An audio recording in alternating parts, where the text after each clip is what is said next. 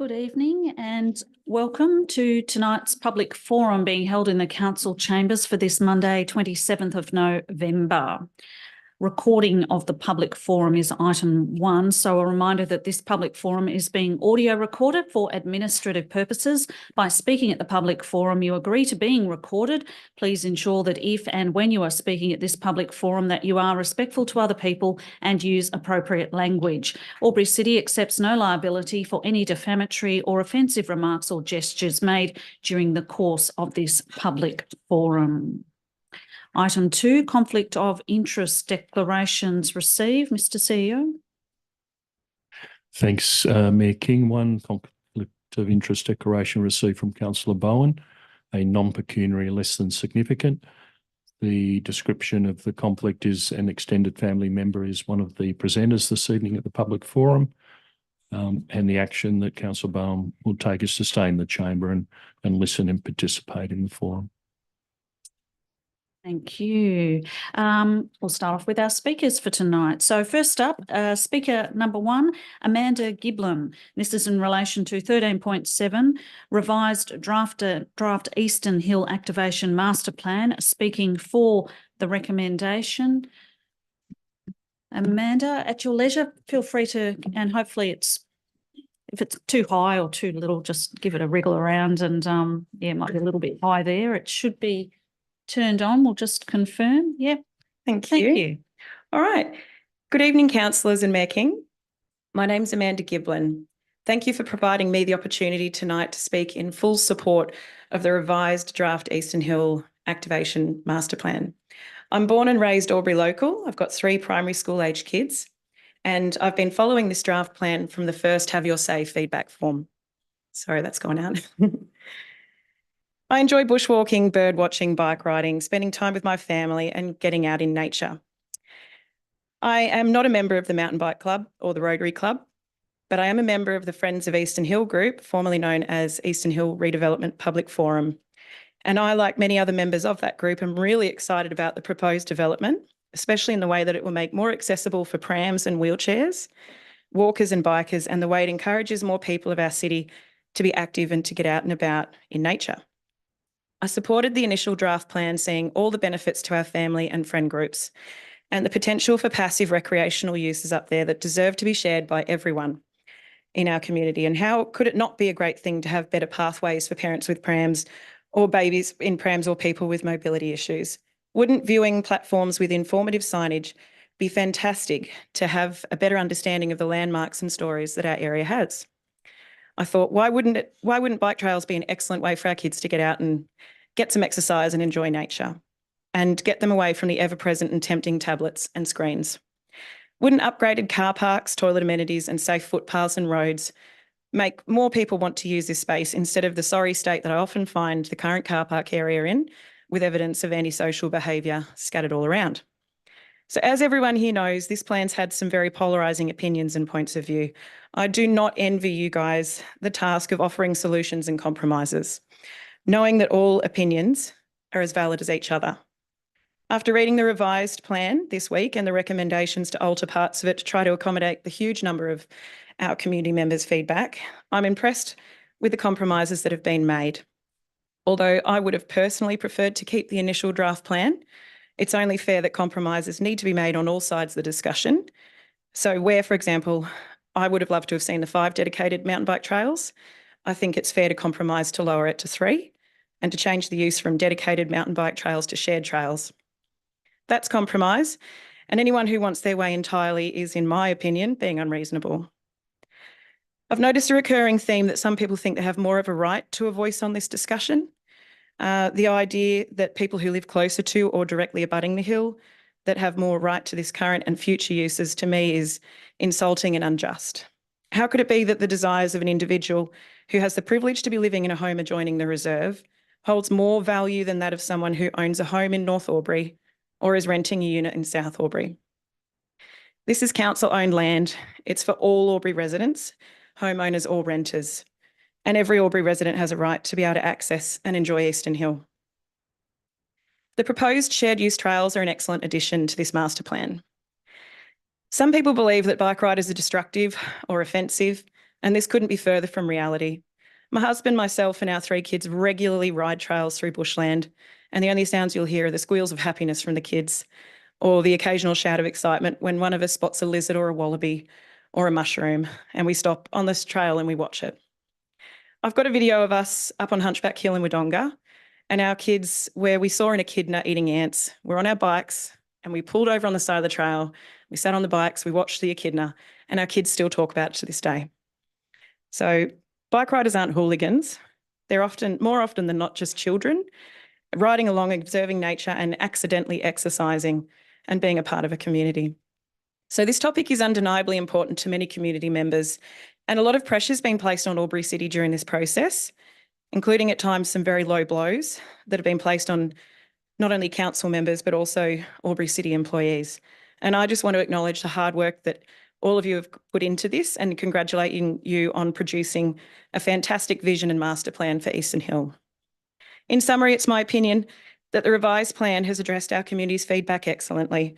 It's impossible to please everyone, but people also need to share this space and compromise on personal desires.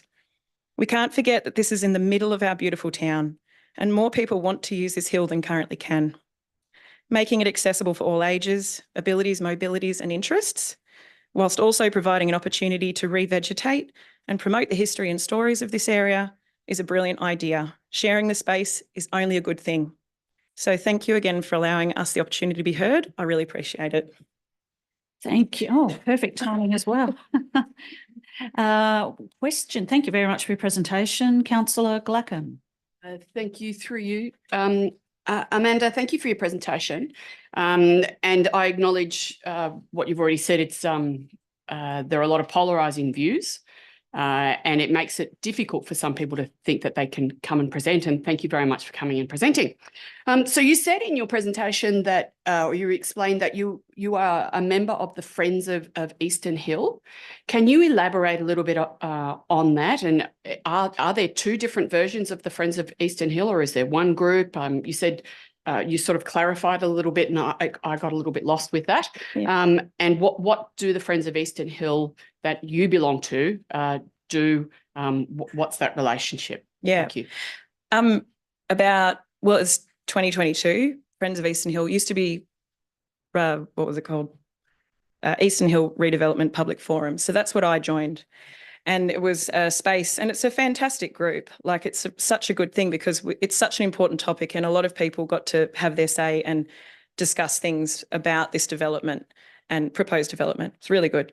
I noticed at the beginning that there was, when you'd start saying the things that you support, like some members would start saying, oh, no, and, you'd feel a little bit shot down. So it was a difficult, because it's so public, you find it's hard, to put your neck out a bit. So I did clarify at the start, is this for everyone or is this just an anti-development page? And I was assured by the admin it was for everyone. So that's why I'm going to carry that. I'm going to say, good, that's why I'm still a friend, because I really care about this hill and what happens on it. And I want the proposed development to be really tasteful and actually address all the needs of everyone. So it got changed to Friends of Eastern Hill, and I do count myself as a friend. I suppose I don't think there's 2 different groups within it. I think it's just the one. I just think we often the whole community doesn't get sort of asked their opinion on it. Every time you do, you kind of get shot down, to the point where I think people have actually been upset by some responses. So you don't really want to start saying what you think, because otherwise you just get publicly humiliated. So yeah, but I think it's the same group. There's just, we don't get a say. Oh, that's why I'm representing it, because I feel like there's a lot of people on there that think like me. Okay. Yeah. Thank you. Thanks for that. Thank you. Another question, Councillor Cameron. Thank you. The Friends of Eastern Hill, do you know if they operate a Facebook account? Yes. And do you know who the administrators are of that account? I think there's several. Yeah. I couldn't name them off the top. I know Annette Baker is, no, I don't know all of them. Sorry, I've only got one name. Okay, so yeah. just curious. I guess what I was really asking was, is the Facebook account part of the group? Or is it just something that someone set up as in an ancillary fashion on their own volition? I don't know the answer to that. I felt like at the start it was a public forum, and then halfway through with the member numbers, we were called Friends of Eastern Hill. So to say that Friends of Eastern Hill has 800 plus members, I'm assuming that's taking everyone from the original redevelopment forum page as well and using it. Yeah. Thank you. It's all right. Thank you. Question, Councillor Callaghan. Thank you, Mayor King. Thank you for your presentation this evening, Amanda. You're clearly passionate about Eastern Hill. I'm just wondering, did you express an interest to be a part of the advisory panel? I would have loved to have been on the advisory panel. There wasn't really an opportunity. I think I watched after it came out that there was an advisory panel going to be set up after that April meeting or whenever it was. Friends of Eastern Hill just advised that there was someone already nominated. So I didn't get an opportunity to be a part of that. I don't think it went to, I didn't see that it went to like a public option. Yeah. Thank you. Thank you. No more questions, Councillor. Thank you, Amanda, for your presentation. Thanks. Our next speaker is Digby Jacobs in relation to 13.7, the revised draft Eastern Hill Activation Master Plan, speaking against the recommendation. Good evening and welcome. Thank you, Mayor. Councillors, Deputy Mayor, thanks for having me. Full disclosure, I was the advisory group's member from the Friends of Eastern Hill, and I'm not on social media at all, so I can't answer questions if you have some relating to that as well. I'm going to go a little off-piece to the thing that I wrote in, but it's not too far off-piece. But I'd also like to thank the council for waking up all of the Albury community to the need for a passive recreation area and for an area that has potentially improved access for mobility disabled people and people that need that sort of care, including prams and whatnot, having become a grandfather myself very recently. Very important. I'm not going to reiterate the thousands of words that I wrote to you lot. And by the way, thanks you lot. And by the way, thanks for the two of you who did reply. What I'll do instead is just state the Friends of Eastern Hill's objection to what is put, and then also, if you like, in a manner of appeal to yourselves about your decision making. Friends of Eastern Hill's platform is to reject without reserve the master plan package if it is not modified to remove mountain bike infrastructure. That is it. The mountain bike infrastructure elements are the only bits that did not receive consensus endorsement in the engagement and consultation process. And that's democracy. And that's hearing the objections. They remain and will continue to be contentious. About Eastern Hill, how can councillors satisfy themselves that they've represented the majority in this issue and for the majority of their community?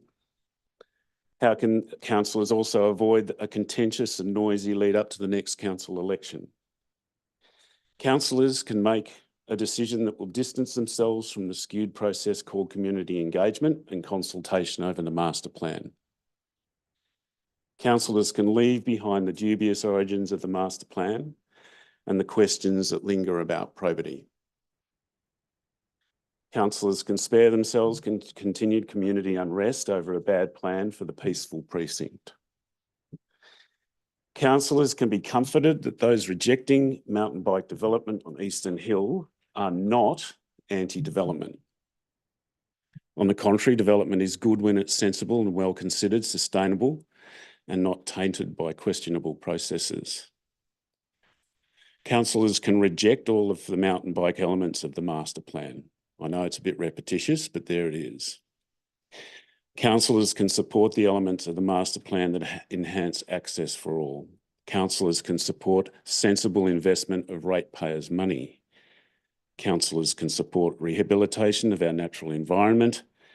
Councillors can support a majority of the community who see Eastern Hill as a place to be reserved for low energy, low impact, peaceful recreation. What about my own personal connection with Eastern Hill? Not born here, born in Melbourne. Spent a majority of my time in Deniliquin actually with my young family. However, my connection with Eastern Hill is personal. It was where my wife sought refuge in her recovery from late-stage cancer, and it's a place where I seek exercise, solace and peace. And everyone needs places like these. Thank you. Thank you for your presentation, Digby, and also thank you for your participation on the Community Advisory Panel. Your inputs were greatly appreciated. Councillors, questions? Councillor Callaghan. Thank you, Mayor King. Thank you for your presentation, Digby. You started the opening statement that you reject the mountain bike track infrastructure. Yep. Are you aware that the document's actually been revised? It was 5 mountain bike tracks. I've read all of them. Now Yes. 3 multi-purpose use tracks. Thank you, Councillor. I've read all of the documentation thoroughly. Yeah. And understand that what is considered to be a compromise is in fact not a compromise, that it's not the Hills compromise to make. And I do understand that is considered to be a compromise, but any mountain bike track is a compromise to the Hill. Noting that there are no mountain bike tracks on the revised plan. Thank you. Noting that. Thank you. Councillor Edwards. Well, I think my question was similar. It was which mountain bike infrastructure in particular in the current master plan did you have issue with? Was it? It's the tracks per se. The shared trails? Yes, there's no need for tracks at all. Okay, thank you. Thank you. Councillor Cameron. So that was an elbow, I'm afraid. Oh. Yes, we all do that. That's okay. Councillor Thurley. As you've noted, there have been significant changes to what was originally proposed. Given the subdivision development on the side of on the lower slopes of that hill, do you believe that some tracks on the lower level would be suitable, would be okay?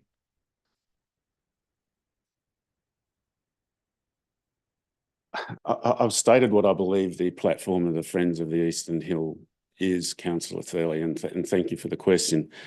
It may be that walking access is provided to those folks, yes, indeed, and I think that was in some respects part and parcel of the original process, going up through an easement that is available from that area. Thank you. Thank you. Councillor Baker. Thank you, Mayor King. A question for Digby. At the moment on Eastern Hill, bikes are not precluded from riding across there now. Is that correct? That's correct. So it is accessible to all except for people that can't traverse the gradient and the tracks from the Rotary car park to Trig Point. Yeah, that's correct. Thank you. Thank you. Councillor Bowen. Hi, Digby. Thanks for your presentation and your passion as well too. So just for my clarity, so the plan is good other than the mountain bike tracks in your opinion? Is that all from the Friends of Eastern Hill? So the only bad part, because you said it was a bad plan. So the only part of the bad plan is the mountain bike aspect or the aspect that bikes are allowed to go onto the tracks. The addition of tracks for further bike access, yeah, but bikes aren't excluded at the moment as Councillor So it's Baker. the tracks rather than the bikes themselves. Yeah, Cool. No, I just want to understand. Thank you. Thank you. Thank you. Digby, I think no more questions. Councillors, thank you for your presentation. Our next speaker is Sarah Hwood in relation to the revised draft Eastern Hill Activation Master Plan. Sarah is speaking for the recommendation.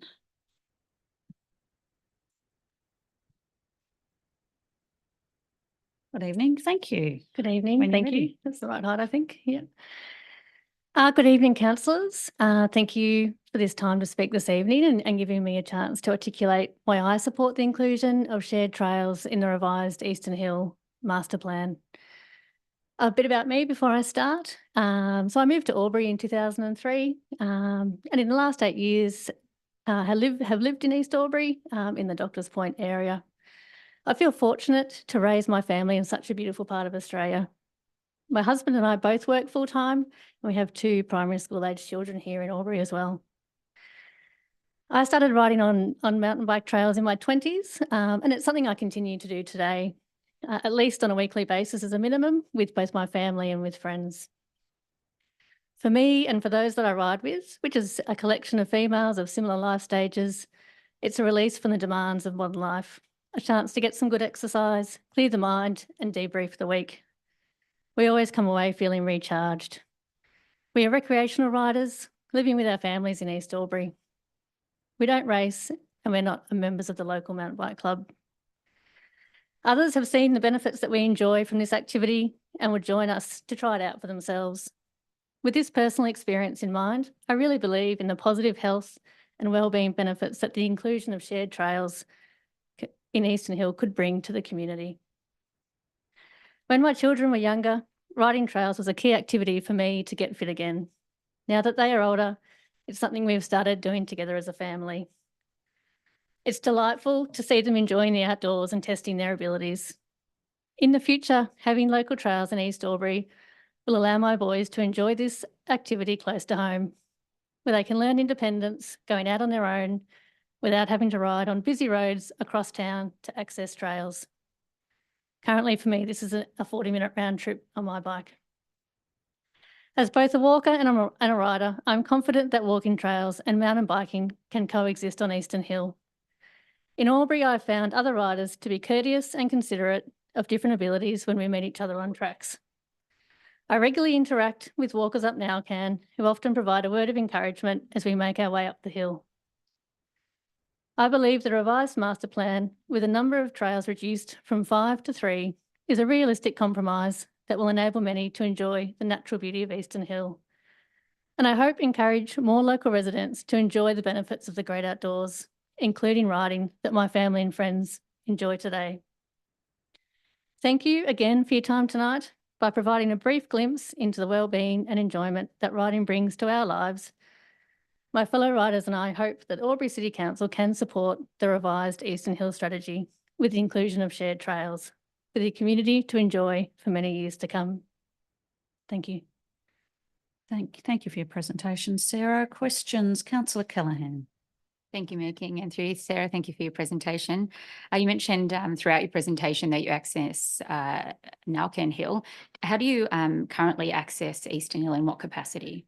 Predominantly as a walker, so we walk our dog up Eastern Hill, but not so much as a rider. It's not a track or an area that I would ride my bike at the moment along the Ridge Trail. Thank you. Thank you. No other questions, councillors? Thank you. Thank you.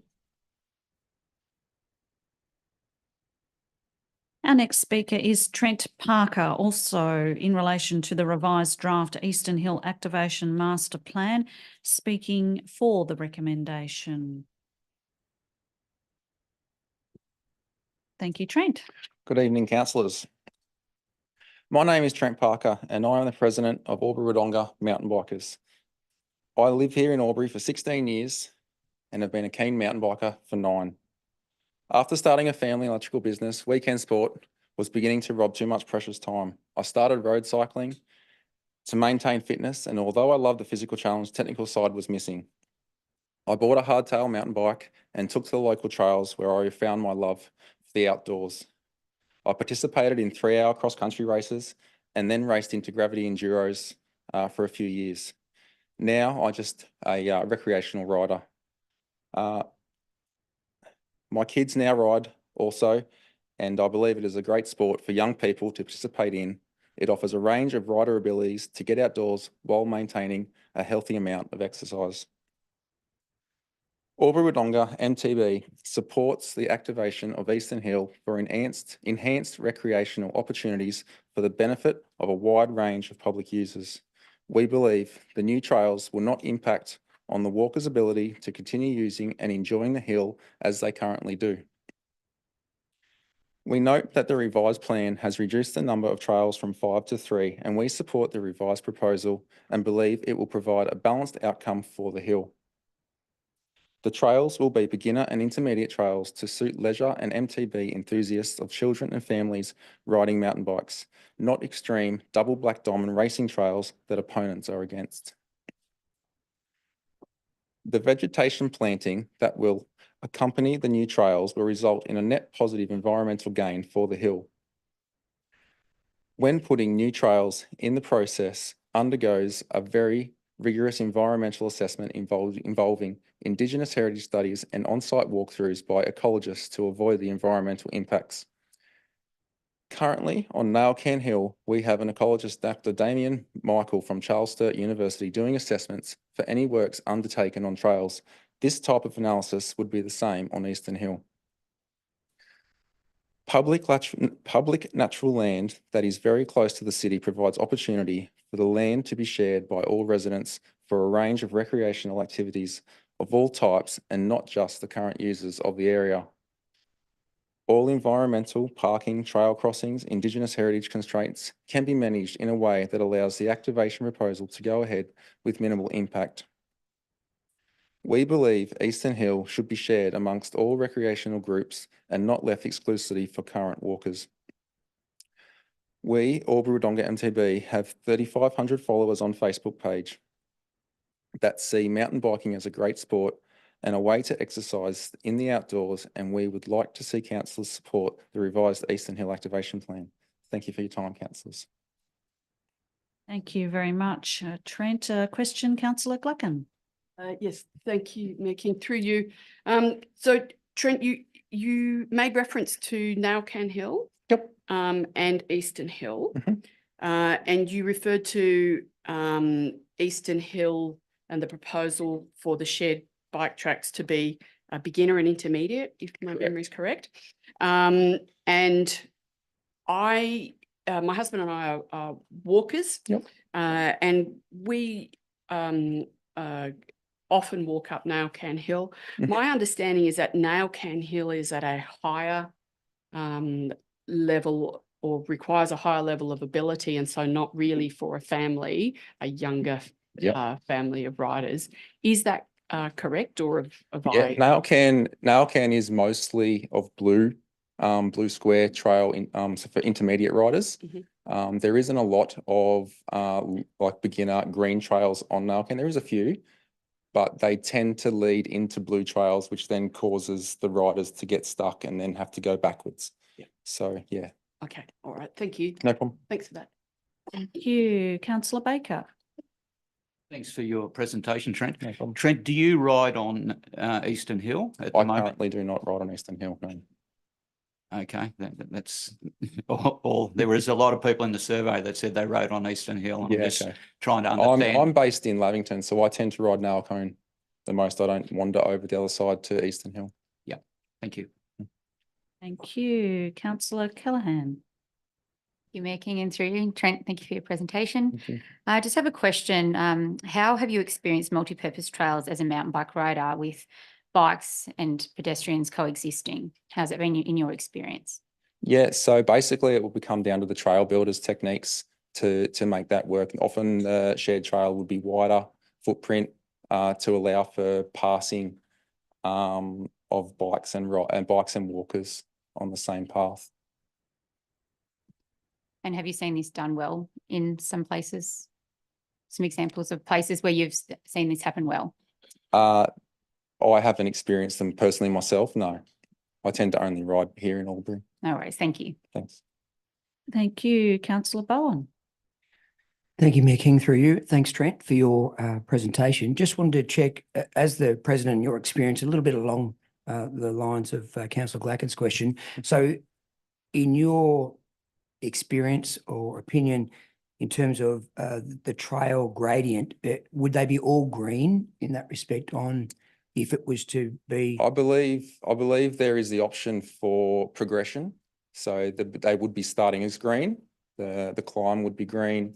There would be a couple of green tracks, and potentially one trail would be more of blue square, so green blue, say, so that they've got that progression, so that riders can learn techniques and then progress further on to more technical terrain. Okay, thank you. Thank you, councillor Callaghan. Point of order, I don't know if it's point of order, but they're not actually mountain bike tracks that we're talking about on Eastern Hill. They're the multi-user tracks. Mhm. Noted. Yeah. Thank you. Thank you, councillor Callaghan. Thank you, Trent, for your right. presentation. Thank you, Mayor. Our next speaker is Marcela Lson Banks. Also speaking in relation to the revised draft Eastern Hill Activation Master Plan, Marcela is speaking against the recommendation. Good evening. Good evening, everyone, and thank you for the opportunity to present. I hope at this point I need no introduction and that my face is very familiar to you all. But in case it isn't, I am Marcela. I am 33 years old. I am a current resident in Albury. I grew up here. I did live in Melbourne in my 20s. And as I said to you last time in April, I came back here to enjoy what regional living has to offer. And I intend to stay here for the foreseeable future and raise a family here, and will very much be, depending what happens tonight, an ongoing user of our beautiful Eastern Hill. There's so much to say. I've written and rewritten what I wanted to say. So I am going to deviate a little, so bear with me. I first of all wanted to acknowledge that I have appreciated observing your engagement tonight. I will be very honest, I left the meeting in April feeling very defeated and feeling that it wouldn't have mattered what I or anyone said. I just want to acknowledge that it's been great to see the questions and the engagement with the people who have come here to speak. If I may, I am a member of Friends of Eastern Hill, but I am also a human being with my own thoughts and opinions as well. And I have always tried to conduct myself with respect throughout this whole process. And I hope that anyone who has interacted with me would agree with that. I am sorry to hear about Amanda's experience, and I believe that because Facebook is a public forum, absolutely, you know, I've experienced it myself in other ways. You know, it does become quite base sometimes, and that is unfortunate. But I suppose just as the good people behind me are asking that we don't tar all bike riders with the same hooligan brush, I'd ask that you don't tar all of us noisy nuisance makers at Friends of Eastern Hill with the same brush. So the point that I want to speak to is compromise. And we keep hearing this word compromise, and I don't personally believe that having shared trails, which is just another word for trails where mountain bikers and walkers can use, I don't personally believe that's a compromise. It will fundamentally change what Eastern Hill is. I can guarantee you that. So it's not a compromise. It will change its purpose. It will change the feel of it, and it will change the kind of people that will utilise it, because people like me who go there to access it for solitude, for exercise, for my mental health, for my spiritual health, to connect with nature, to connect with our beautiful city, because you've got those amazing 360-degree views, it will lose that. It will, make no mistake. So a vote for shared trails, mountain bike trails, whatever we want to call them, let's not get into semantics. A vote for those trails is a vote for fundamentally changing that area and changing its use. It will increase the noise, the traffic, the activity, the tourists. It will be fundamentally different. And I personally believe that what we stand to gain by putting more trails up there, by increasing the activity in the area, is, you know, will pale in comparison to what we stand to lose. And that, you know, all this talk about inclusivity, I'm fully in support of making it more accessible for people, but by putting shared trails up there and increasing the activity in the area, you are going to exclude people who currently love it and use it.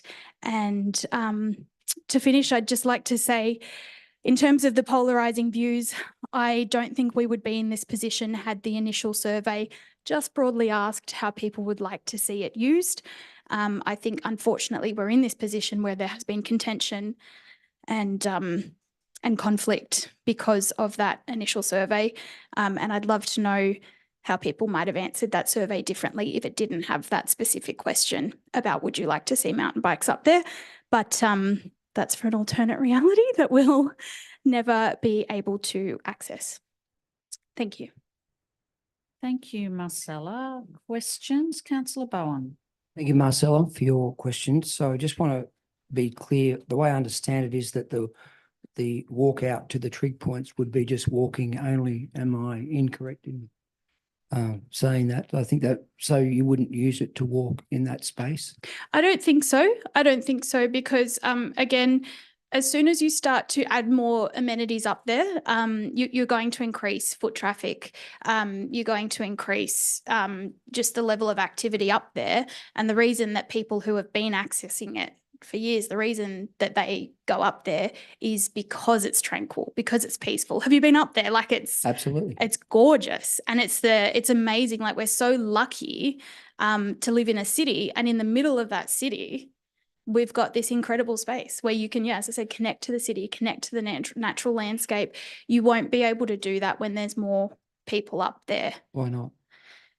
Because it won't be the same. It's going to be noisier. There's never that many people up there. The people that use the space are using it for the same reason, to relax, to chill out, to enjoy it for its peacefulness. As soon as you start to try and bring too many things in and make it for everyone, I think that's, you can't, as I said to you at the first meeting, it's physically impossible to make it for everyone. You will, in trying to make it for everyone, you're going to exclude people. In trying to add amenities and development in there, you're going to exclude people that access it because it doesn't have development. It doesn't have lots of people up there. It doesn't have people moving at a different pace on bikes, in my personal opinion. No, that's okay. So we should exclude it for people first, so we don't have too many up there. What? Sorry.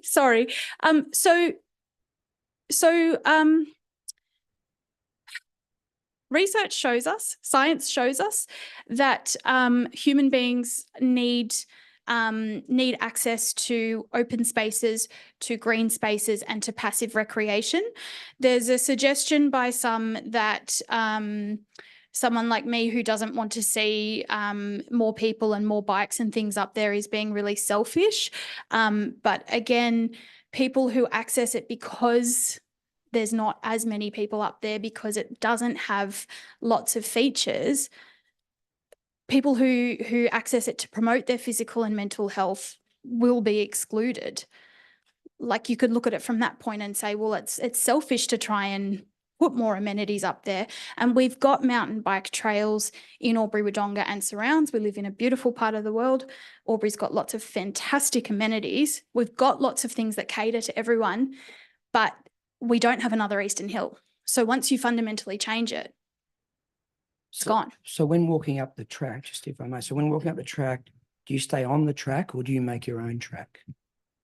I stay on the track for the most part, but I have gone exploring down different parts of the hill.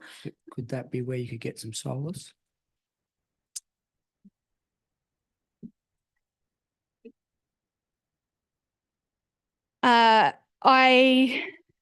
I'm simply putting out there.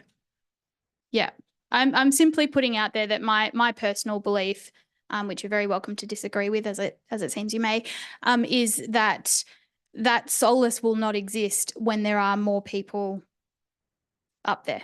I just want to understand whether, like, if you stay on the track, that might mean there's a lot there. If you go up, you'd have a little space. That was all. Thank you. We've got a couple of other Perhaps. questions, so we might move it on if I may. Thank you. Councillor Callaghan. Thank you, Mayor King, and thank you for your presentation this evening and previously as well, Marcela. Can I just clarify, if we vote for the proposed amendment this evening, it will exclude the people who love it. However, science would suggest that for the health benefits, it should be available for everyone and inclusive of all people. And I think some of the steps that have been taken in the revised master plan has descaled its original master plans. From my memory, it's in 14 steps of minimisation. So is it your plan, if it was proposed this evening, that you won't continue to access the hill? I don't think I would. So yeah, it's really hard because, again, I'll come back to you're not going to make everyone happy. And I think this continued line of compromise and trying to create a space for everyone a really amazing concept. Amazing. If you could do that, fabulous. But what I'm saying is I don't think that that is possible. And that if it changes in the way that I think it will, whereas as I've said, because you're going to have more things up there to do and to see and to access, there'll be more people up there. Like there just will be. Yeah. You know, one of the issues we raised initially was that there was only 9 car spots, and it was agreed very quickly that 9 car spots would not be sufficient. There is going to be more people up there. So it will fundamentally change its purpose. It'll be more for everyone. And yeah, thank you, Marcela. No, that's No, I the guess that's proposed what master plan is seemingly for everyone at the moment. yes, but I guess what Type of I'm saying is that I don't find that to be true, because it wouldn't be for people like me. And in being up there and talking to members of the community, we have had other people say, or have had other people say to me that they would no longer use it. Thank you. Thank you, Councillor Baker. Oh, thanks, Mayor King. It's really just back to the original questions that you asked Amanda Giblin about the Friends of Eastern Hill Facebook page. I think if you want to know the answers, Marcela will be able to answer. Can you remember your questions? Is this a question? No, it's a question to councillors. So if you'd like the answer, ask it here. No question specifically for Marcela at all? Well, Marcela, Councillor can you Baker? remember the question and answer it about Facebook? So yes, so I think I would agree with what Amanda said around that it was initially what it was initially called, and then it became Friends of Eastern Hill, and that the intention was for all people to be able to have a voice on there. I certainly have entered into what I would like to say would be respectful intellectual debate with people whose opinions might have differed, in trying to, you know, work out a middle ground if there is one, and that kind of thing. I can't speak to anyone feeling upset. I would hope that I didn't say anything to make anyone feel upset. Certainly tried not to. Thank you. Question, Councillor Thurley. Thank you, Mayor King. Given that the Facebook issue has been raised again, your Facebook post says Rule 3, be kind and courteous. And yet at some stage you posted pictures of our staff members, of our youth councillor. There is a comment, corruption supreme. I wonder how many councillors ride mountain bikes. Is this a respect? So it's really difficult. These did not come from outside parties. Yeah, it's really difficult for me to speak on behalf of a group of 800 or 900 people. As I've said, from my point of view, I've tried to conduct myself with respect and with fairness.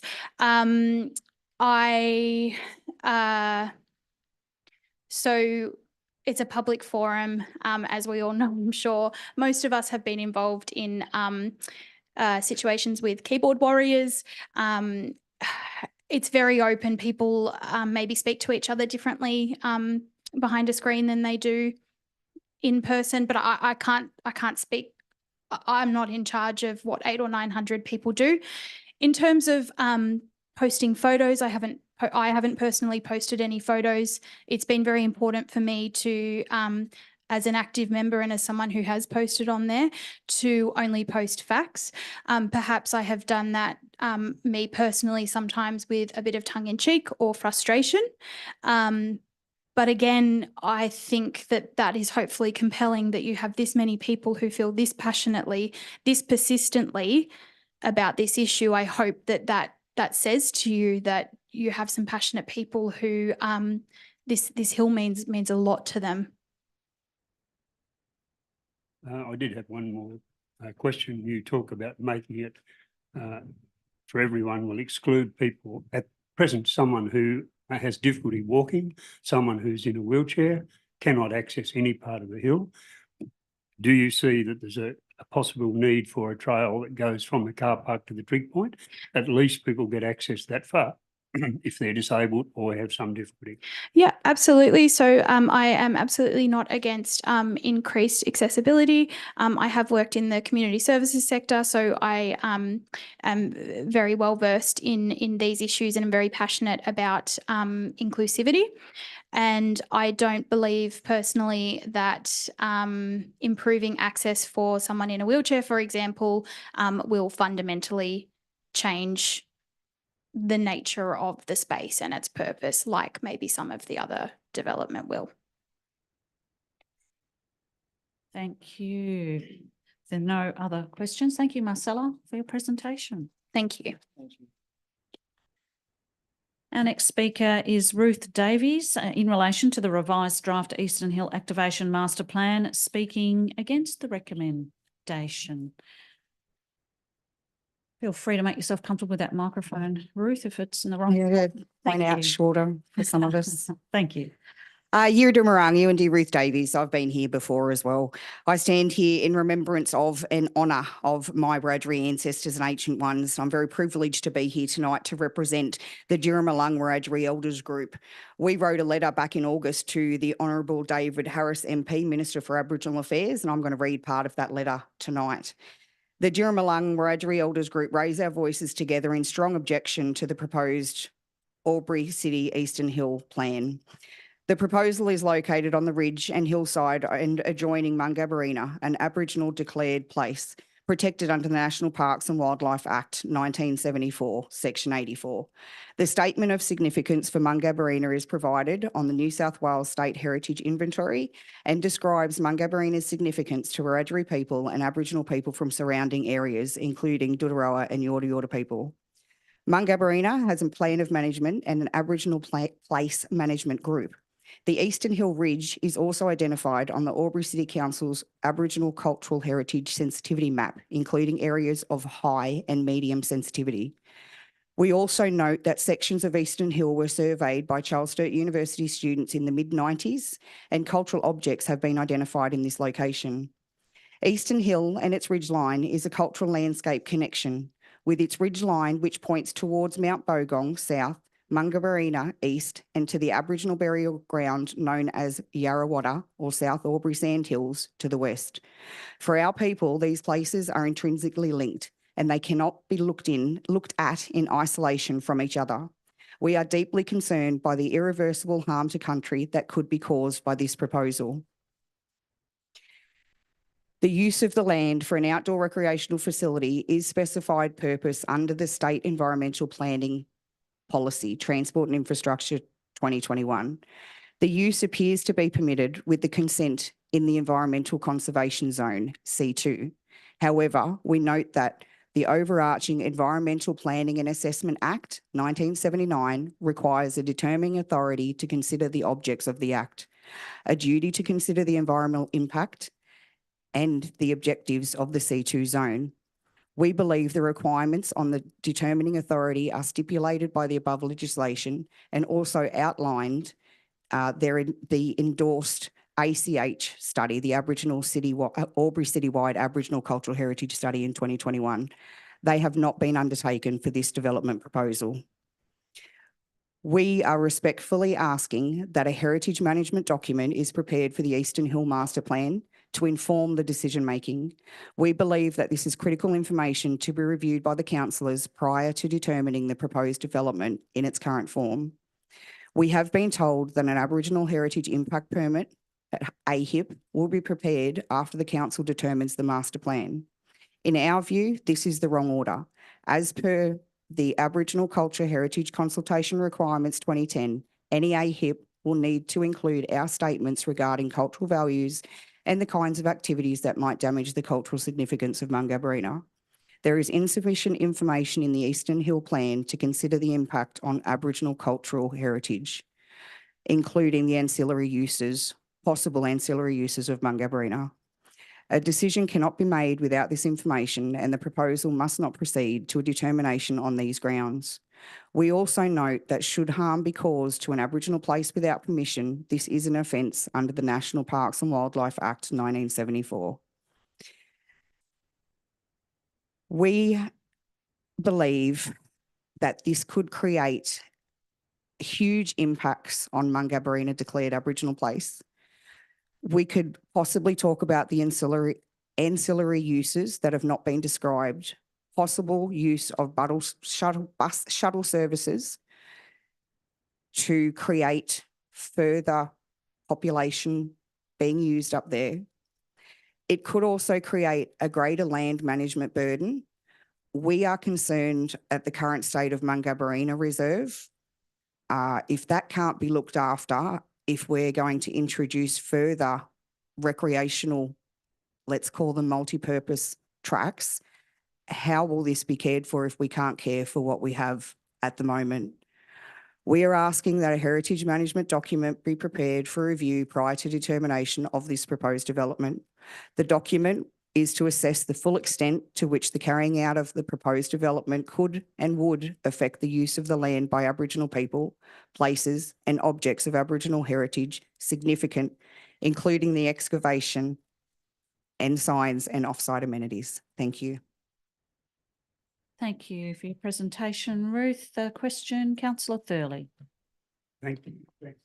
Oh, sorry. Thank you, Ruth, for the presentation. My take on this is that everything so far done on Eastern Hill has failed to respect our Wiradjuri heritage, mining, grazing, clearing, and that's one thing we've got to get right if we do anything. Now, even when we approve this master plan, we've not approved any element of it to go ahead. So you can be assured that heritage studies would be done appropriately and you have a legal right and a legal protection. So I'm just asking you, are you happy that that would be done before any development occurred? We keep hearing you. When it's done, we'll believe it.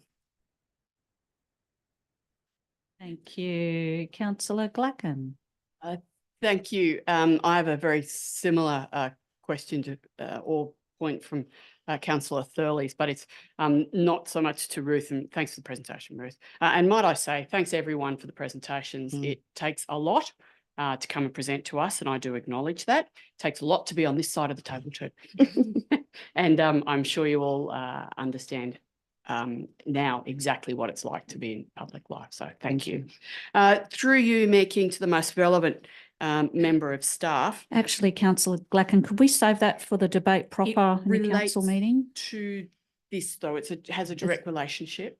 I'm sure it could be relevant. very happy. This is more Ruth's opportunity to very engage with happy. us. That's fine. Thank you. Thank you. Appreciate that. Another question, Councillor Callaghan. Thank you, Mayor King, and through you, and thank you for your presentation this evening, Ruth. Really appreciate it. I would like to also give you the assurances that I'll be asking questions of the staff this evening around what assurances can be made that we're protecting First Nations cultural heritage on Eastern Hill. I'll be asking examples of how we've done it before, and based on any information derived from further assessments or due diligence, how will that impact and change the Eastern Hill Master Plan moving forward? You know that I'm a huge advocate. I'm on the Aboriginal Advisory Committee, and I feel like I've been a really big advocate in that Mungabarina space, and was really disappointed with the hooning and the antisocial behaviour that goes on down there. So it is in my interest, it's in the community's interest, it should be in everyone's interest that a comprehensive cultural heritage study is completed before any works are taken, because you can't undo what is done. So thank you for your questions at all in relation? That sounded like sorry. debate. I kind of was going on a bit there. I suppose you are very aware that in the documentation it does line out that there will be a cultural heritage study done, and potentially based on that forwarding an Aboriginal heritage study as well. Yeah. Yeah, fully aware. We just think it's in the wrong order. We think it should probably be taking place first to see what you can do with the space before going ahead and saying we think we can do this with the space. Thank you, Ruth. Cheers. Thank you. Councillor Bettridge, I think Thank just you. one more. Through you, Making. Thank you for your presentation, Ruth. Thank you. Have you received a response to the letter you wrote? Sorry, Councillor. Sorry. Oh, thank you. Have you received a response to the letter you wrote? We have not. We've had to follow it up. Okay, thank you very much. Thank you. I believe this completes the questions. Thank you, Ruth, for your presentation. And that concludes our public forum.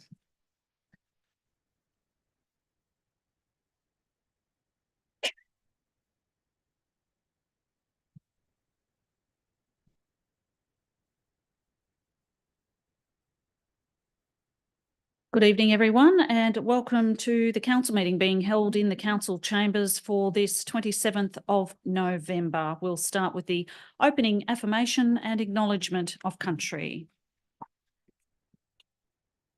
We gather to represent the people of Albury who have entrusted us with this task. May our efforts be blessed with insight, wisdom and common sense.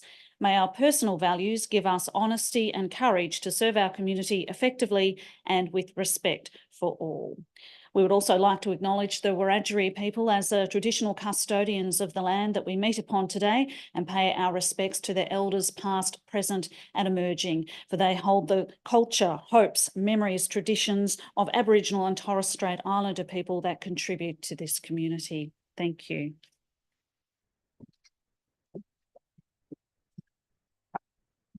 Item 2 is in relation to recording and webcasting of the meeting.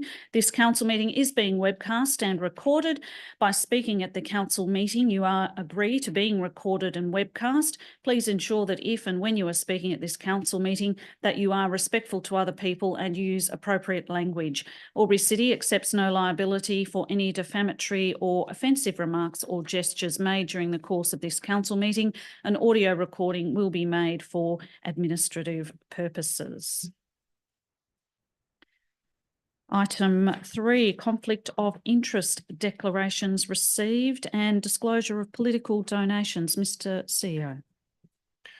Thank you, Mayor King. No further conflicts of interest received. Disclosure of political donations under the Environmental Planning Assessment Act. So the Act under section 10.4 requires a person submitting planning applications or submissions regarding a planning application to disclose any reportable political donation and or gifts to any local councillor or employee of the council. Reportable political donations include those of or above $1,000. In dealing with development applications, councillors need to take into account specific planning matters contained in the Act. Accordingly, the provisions of section 4.151 of that Act are set out in the Council Officer's report detailing planning issues to be considered. The Local Government Act 1993 section 375A requires that a division be called whenever a motion for a planning decision is put at a meeting of the council. Planning decision means a decision made in the exercise of the function of council under the Act, including a decision relating to a development application, an environmental planning instrument, a development control plan, or a development contributions plan under the Act, but not including the making of an order under Division 9.3 of Part 9 of that Act. Thank you, Mayor King. Thank you. CM4 apologies. There are none. Item 4.2, attendance by councillors at meeting by audio-visual link. There are no councillors via audio-visual for tonight's meeting. CM5 mayoral minute. There's no mayoral minute. Item CM6 action plans. Councillor Thurley. Thank you, Mayor King. I move the following action plans be received and noted. 1, actions complete for noting only. 2, actions awaiting response from external parties. 3, actions in progress. And 4, long-term issues more than 3 months. Thank you. Councillor Bowen. Happy to second that through you, Mayor King. Thank you. Mr. Thurley, did you wish to? Thank you, Mayor King. Thank you. Any councillors wish to speak at all? Happy to put the motion then. Those for? Those against? That motion is carried. Thank you, councillors. CM7, confirmation of minutes of previous meetings. CM 7.1, minutes of the council meeting held on the 23rd of October 2023 at 6:16 p.m. Councillor Cameron. Move that the minutes of the council meeting held on Monday, the 23rd of October 2023 at 6:16 p.m. be confirmed. Thank you. Councillor Bettridge. Thank you, through Mayor King. I'd be happy to second. Thank you. Happy, any comments, councillors? Happy to put the motion? Those for, those against, that motion is carried. CM8, reports from community forums. There are none. CM9, notices of motion, notices of rescission. There are none. CM10, presentations and deputations. There are none. CM11, reports and minutes of committees and working parties. CM11.1, minutes of the Sustainability Advisory Committee meeting held on the 9th of October 2023. Councillor Thurley. Thank you, Mayor King. I move that council receives, notes and accepts the minutes of the Sustainability Advisory Committee meeting held on Monday, the 9th of October, 2023. Thank you. Councillor Callaghan. Happy to second the motion, Mayor King. Thank you. Councillor Thurley, did you wish to speak to the Just motion? two brief items. It was a great pleasure that we welcomed two new members to the committee. So we've got a very active group of people in the community interested in this particular committee. And it's really heartening to see. And the other one is congratulations to the Youth Council for one of their initiatives, which was stripping insulation from copper cabling to increase its value as a recycled product. And I think that's a great initiative, and thank you, the Youth Council. Thank you, Councillor Thurley. If there's no other speakers for or against, happy to put the motion. Those for? Those against? That motion is carried. Thank you. CM 11.2 minutes of the Albury Crime Prevention Committee meeting held on Tuesday, the 5th of September 2023. Councillor Callaghan. Thank you, Mayor King. I'm happy to move that the council receives, notes and accepts the minutes of the Albury Crime Prevention Committee meeting held on Tuesday, the 5th of September 2023. Thank you. Councillor Glacken. Second, thank you. Councillor Callaghan, did you wish to speak to it at all? No, thank you, Mayor King. No speakers for or against. In that case, we'll put the motion. Those for? Those against? That motion is carried. Thank you. CM 12, documents for sealing. CM 12.1, documents for sealing. Councillor Glacken. Thank you. Through you to move the recommendation of the motion that council authorises its seal to be affixed to the documents outlined below in the presence of two signatories authorised to affix the seal pursuant to Regulation 400 of Local Government General Regulation 2021 and the council seal of management of legal documents and advice procedure to A, Albury City Lease to Classic Airplanes, Lot 7, DP 837400, Albury Airport commencing 1 November 2023, file number 9/01725. 01725. Thank you. Yeah. Thank you. Councillor Bettridge. Thank you. Through you, Mayor King. Happy to second the motion. Thank you. Not wanting to speak to the motion? Any speakers for or against? We'll put the motion. Those for? Those against? That motion is carried. Thank you. The next item is CM 13, Officers' Reports for Consideration. CM 13.1, Development Application 10.2023.40252.1, Alterations and Additions to Community Facility, Westside Community Centre, Staged 16 Mulga Place, West Albury. Councillor Thurley. Thank you, Mayor King. I move that Council A receives the contents of this report and B grants consent to development application 10.2023.40252.1 for alterations and additions to the Westside Community Centre at 16 Mulga Place and 18 Mulga Place, West Albury, Lot 66 DP 264126 and Lot 592 DP 815406, subject to the conditions contained in the draft determination included at attachment 4 to this report. Thank you. Councillor Glacken. Thank you. Happy to say. Thank you. Councillor Thurley, did you wish to speak to it at all? Thank you, Mayor King. This is a great opportunity after council managed to acquire this land and allow the Westside Community Centre to expand. They do a brilliant amount of work in that community, and it's only limited by the size of the place they've got right now. They are in partnership with CSU, for example, things like podiatry, and it's a really well frequented place and very well needed in that community. Thank you. Thank you. Speaker 4, Councillor Bowen. Thank you, Mayor King. I'd just like to speak for this motion. The 4 stages of this are the construction of the new rear car parking area with a shed and workshop. Stage 2, the construction of the new reception wing and offices. And also part of a courtyard area. Stage 3 is a refurbishment of the existing community centre building, the southern car parking area, and also a part of a courtyard area. And stage 4 is construction of a new garden beds and also outdoor spaces. This is a great service that has been operating with inadequate facilities for a number of years. So we'll be supporting this motion. Thank you, Councillor Bowen. Speaker 4, Councillor Callaghan. Thank you, Mayor King. Yes, I'll be speaking for the Westside Community Centre. The redevelopment of Westside Community Centre will support the organisation to further empower individuals and families through case management, referrals, emergency food relief, parenting programs, playgroups, and community connection.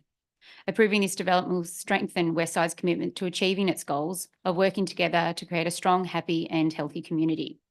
I'm confident they're excited about the future opportunities these upgrades and extensions will provide. Thank you. Did you wish to close debate, Councillor Thurley, or happy to put the motion? We'll put the motion then, councillors, if there's no further speakers.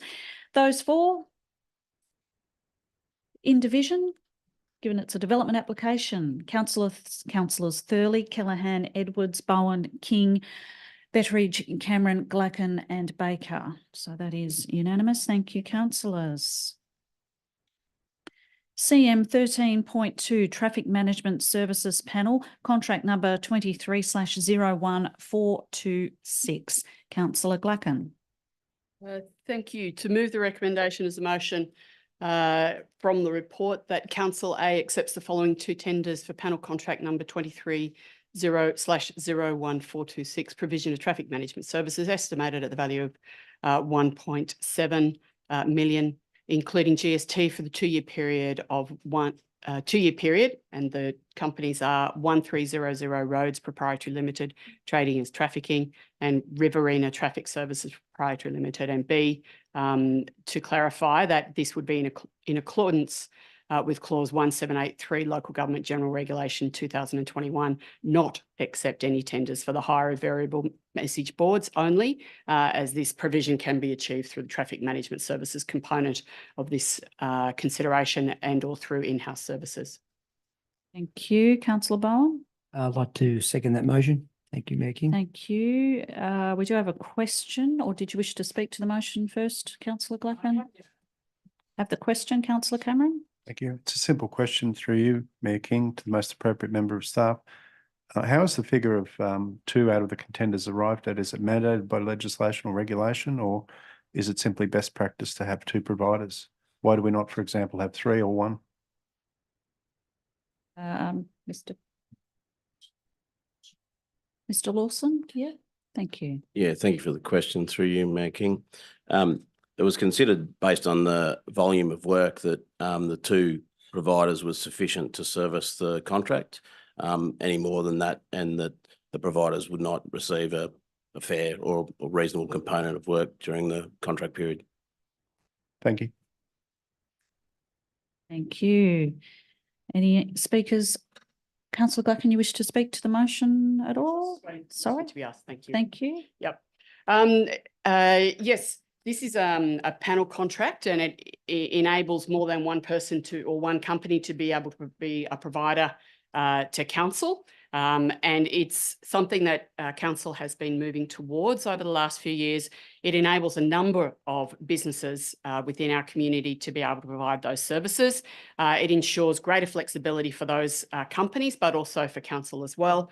And just to highlight the reason we've got B there this evening is because the actual tender was asking for tenders for the variable messaging boards as well. But it was also acknowledged in the report that council has some in-house capacity and the providers also have capacity as well. So it enables council to be very flexible in what it needs.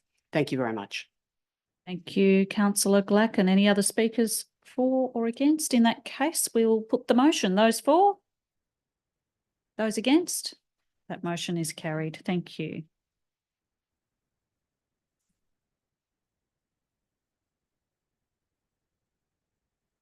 Item CM 13.3, Thurgoona Drive and Evesham Place intersection road widening, contract number 23/01391. Councillor Cameron.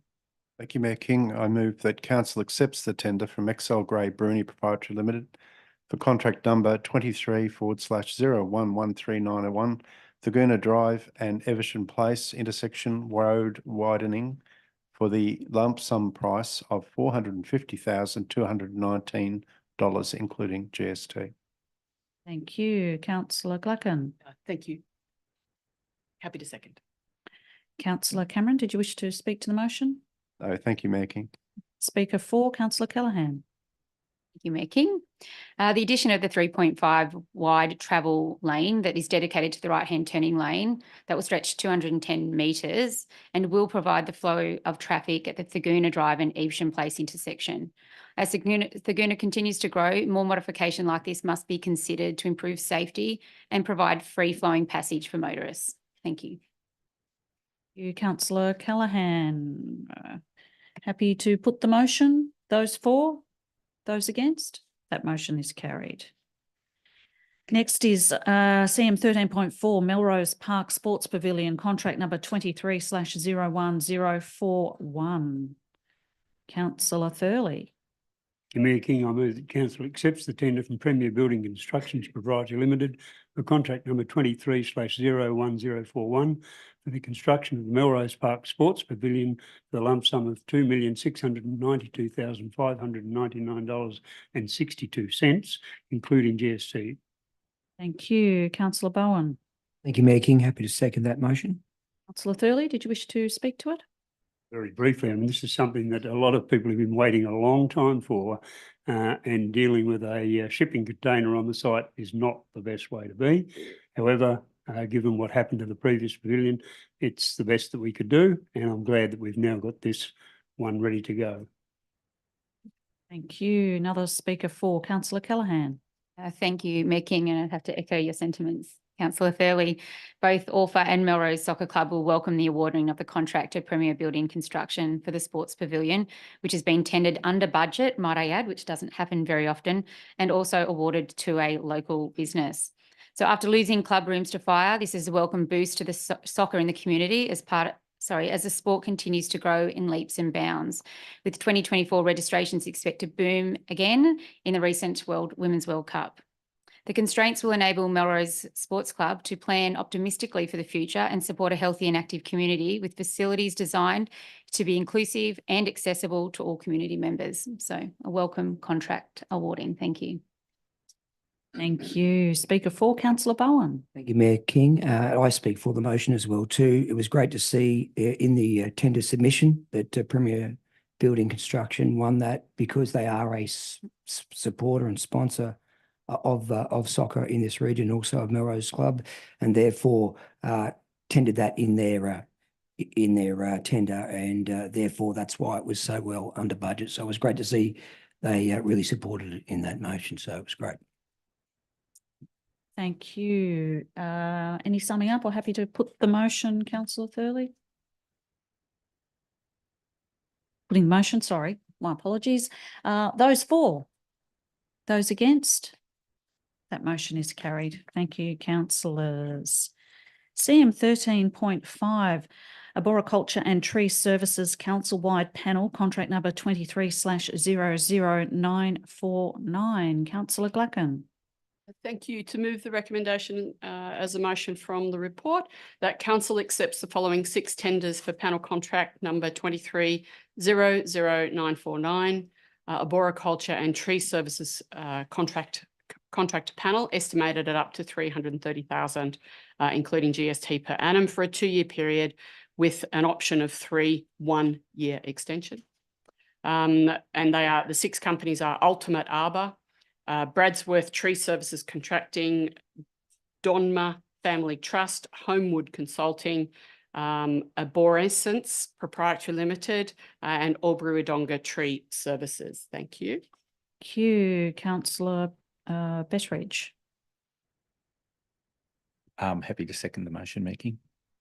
We do have a couple of questions. Did you wish to speak to it first, Councillor Glacken? Very briefly. Thank you. Thank you. Again, another example of the new process of enabling a number of companies and businesses to be able to tender and accept them onto a panel.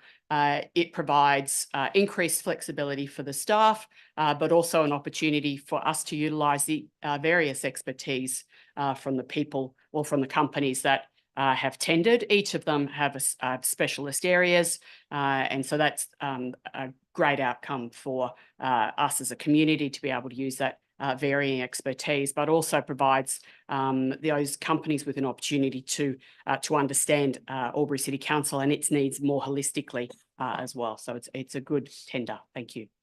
Thank you. Question, councillor Callaghan. Thank you, Mayor King. I'd also like to note that 5 of the 6 of the providers are in the local region. However, my question is through you to the most relevant staff member.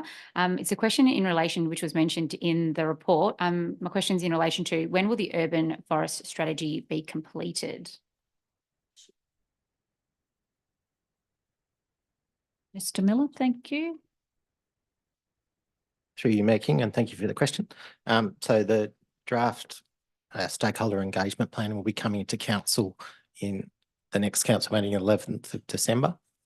That will outline the consultation phase with our community in regards to the urban forest strategy, but would it be anticipated towards the end of 2024. Thank you, Mr. Miller. Thank you. Another question, councillor Cameron. Mayor King, I've got to ask, or I won't be able to sleep tonight. Through you to the most appropriate member of staff, how is it that we only need 2 purveyors of traffic services, traffic control services, but we need 6 arborists?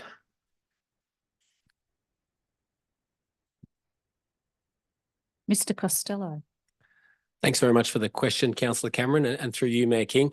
As was outlined in the report, there's actually 4 different category areas associated with arboriculture, and each of them are certainly unique areas that require their own specialists. And so having the panel in each of those unique areas allows council to procure those services on an as-needs basis to ensure that the contract is fit for purpose for the job that's required. So through you, if I may. So are there 6 distinct areas of arbor activity, or are there 4? 4 areas. 2 or 1. Okay, fair enough. Thank you. Thank you. Councillor Callaghan, is that right? Yep. Thank you, Mayor King, and to the most relevant staff member. I noticed when reading the report, there's been quite a huge increase from 154,000 to 370,000, near doubling. I understand it's from significant storm events that have enhanced that season. Do we expect that the figure might stay around that 370 mark, or are we likely to have some savings in this space moving forward? Mr. Costello. Yeah, again, thanks very much for the question, Councillor Callaghan, and through you, Mayor King. Absolutely, the value is an up to value of up to 330,000 that we would expect. Based on the last couple of years, as you mentioned, we've had some significant storm events that did require significant cleanup events across the city. Should we not experience those events again in the next 12 months, we would expect to have savings in that area, and those services would only be required, as mentioned, as required to, I guess, ensure that our own service provision is able to meet the service required from the community. So it's long answer short, but I guess it's subject to the storm events, and the storm events were the events that largely drove the increase in budget in the previous 2-year period. Thank you, Mr. Costello. There are no speakers for or against, so happy to put the motion. Those for, or you want to sum up even though there was no debate? Just to clarify. Sorry. Thank you. So just to clarify that we've got 6 panel recipients for this tender on the basis that each of them has expertise. They cover a number of areas, some of them, and that provides the greatest flexibility for Albury City to be able to tap into those services because, as has been highlighted by our staff answer, we don't really know what those services are going to entail, but this enables the staff to be able to work within whatever happens in the next couple of years to ensure that we get the right services from these panel recipients. Thank you. Thank you. We'll put the motion. Those for. Those against? That motion is carried. CM 13.6 Australia Park Car Park and Levy Construction Works, contract number 21/02476. Councillor Edwards. Thank you, Mayor King. I'd like to move an alternative motion. We'll just wait to bring that up, as I believe it's been possibly submitted. Yep. Just one moment.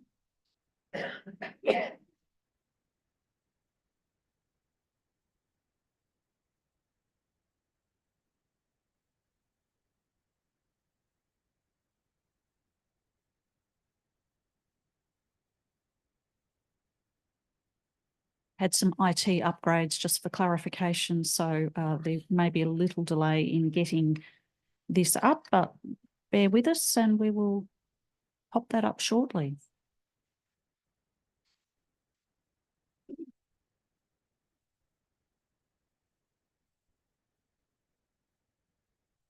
Okay. I move that council, in accordance with clause 1783 Local Government General Regulations 2021, not accept any of the tender submissions for contract number 21/02476 Australia Park Car Park and Levy Construction Works. B, places Australia Park Car Park and Levy Construction concept plan on public exhibition for 28 days. C, considers a concept plan for endorsement in 2024 prior to commencing the tender process for the project contract. And D, invite in accordance with section 167, 168 or 169 Local Government General Regulations 2021, fresh tender submissions based on the same or different details. Thank you. Councillor Cameron. I'm seconding that, Madam Mayor. Thank you. We do have a question. Did you want to open debate first? Happy to do the question. All right. Questions first off. Councillor Glacken. Thank you. Through you to the most relevant member of staff. If noting this is a very different recommendation to the recommendation we had in the report, can the most relevant member of staff confirm why it is that we would not be able to perhaps consider deferring this decision tonight? Mr. CEO. Thanks for the question, Councillor Glacken, through you, Mayor King. So the report is to determine a contract tender, and that needs to be done with a degree of what's the word I'm looking for? Alacrity. Obviously, one, to let the prospective tenders know, two, whether the job's going ahead or not, and whether they've been successful, and secondly, if it's not proceeding, not awarding a contract, so that we're clear on any perceived or otherwise contractual obligation. So it's very important that either way, the motion, the council resolution then is very clear about whether the tender's been awarded or not. Thank you. Question, Councillor Callaghan. Oh, no, I'd like to speak for the motion. Apologies. Might open yeah. debate with Councillor Edwards. Thank you, Councillor Edwards. Can do, but I'd like to have my questions first. So a question first and then speak to the debate. Through you, Mayor King, to the relevant member of staff. In 2019, a range of state government agencies were consulted for the amended Riverside Precinct concept plans further downstream, including Fisheries, Crown Lands, Department of Planning and Environment, Natural Resources Access Regulator and Transport for New South Wales. My question is, have these agencies been consulted on this version of the Australia Park concept plan? Mr. Costello. Thanks very much for the question, Councillor Edwards, and through you, Mayor King. My understanding is that we have got concurrence from those agencies, but certainly happy to circle back around after the meeting and provide specifics as required. But my understanding is we have sought that information. Thank you. Thank you. Another question. In response to the current concept plan for Australia Park, the SES recommended that Albury City Council undertake flood modelling to validate the flood immunity levels of the South Albury levee bank and to ascertain the effects of flooding on the proposed new levee bank to the west of the existing levee bank. My question is, has this modelling been done? And if so, was this information provided to the SES? And can you confirm if the current concept plan for the levee takes recent flood modelling into account? Mr. Lawson. Yeah, thank you for the question through you, Mayor King. Certainly as part of the feasibility assessment and redesign of the levee, modelling was reviewed and revised to determine the appropriate new height to be undertaken at those levee locations or the locations where the levee was considered not currently deficient or not currently appropriate. and therefore deficient. So yes, modelling was reviewed and updated to ensure that an appropriate height was allocated to the levee bank. Thank you. Last question. The landscape plan proposes 18 trees to be planted, 6 Illawarra flame trees and 12 lemon-scented gums, neither of which are local to the area. Does this planting schedule meet the requirements of our own DCP for compensatory planting for the vegetation to be removed, including the correct species as specified in the Southwest Slopes Vegetation Guide? Mr. Costello? Thanks very much for the question. There's actually two components to the revegetation associated with this project. So one, as you correctly indicated, Councillor Edwards, was the landscape plan, which extends to the landscape elements associated with the works itself, which is some tree planting for shade over the car park area, which was 18 trees. And then there was in excess of 2,000 ground covers to be planted, majority of which were native for the earth and levee bank. So that's the first element that's identified in the landscape plan. The second element is a revegetation plan for Oddies Creek, which has been identified as a condition of the REF. So prior to works commencing, we've identified that there would be a revegetation plan put in place using locally native vegetation for that river red gum, tall open forest vegetation type that's applicable in that part of the world. And again, that's subject to the before works commence, that revegetation work will be undertaken. And the answer to the question around the ratios is yes, there was 25 trees required to go back in as a result of those to be removed. And that would be met through that revegetation plan as well. So there was two components to the revegetation elements in summary. Thank you. I'll open debate now if there's some more questions. Open debate, yes. Would you like to, speak to the motion? I see a number of issues with this project, particularly the lack of community consultation. The concept plans for the Riverside Precinct, including what we now know as the Riverside Precinct and also Australia Park, were presented to and endorsed by the previous council in 2017. Community consultation was undertaken with 562 residents responding, demonstrating a high level of interest in our Riverside parks. According to the report before council tonight, the community response in 2017 was overwhelmingly positive, with 91% of respondents supportive of the plans to improve facilities, parking and pedestrian connectivity between Australia Park, Oddies Creek Play Space and the other Riverside Park areas. However, what this council report failed to mention was the 2017 community feedback also included a desire to ensure protection of the riverbank and retention of native vegetation wherever possible, concern about the introduction of hard surfaces and loss of vegetation, including trees and lawn areas, and too much parking. In 2019, council made changes to the recently completed Riverside Precinct component to address these concerns raised in 2017, such as the retention of green space, retention of significant trees, and rationalisation of car parking. Following the changes, the amended concept plan for the Riverside Precinct was placed on public exhibition and was largely supported by the community, which is great.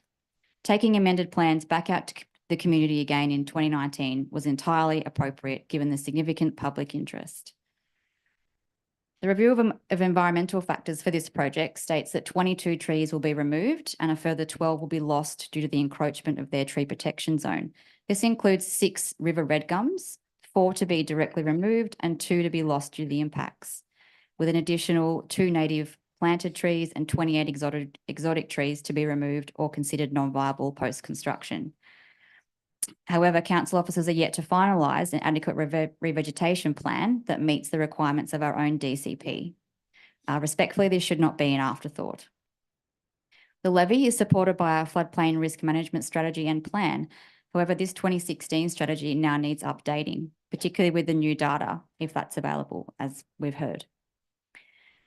It does not appear that the recent concept plan for Australia Park addresses these concerns raised in 2017. If anything, the revised concept plan, this concept plan has more hard surfaces, more tree removal and less green space in the 2017 version. It is also a significantly different project with the addition of the levee works, which were not in the 2017 project. So I wonder why the community wasn't consulted on the updated concept plans for Australia Park like they were for the recently completed Riverside precinct. This project is inconsistent with our CBD master plan's vision for our gateway, the engagement strategy on this evening's agenda, and possibly the sentiment of those in the gallery this evening who quite rightly want council to do better when it comes to consultation. Thanks. Speaker 4, Councillor Cameron.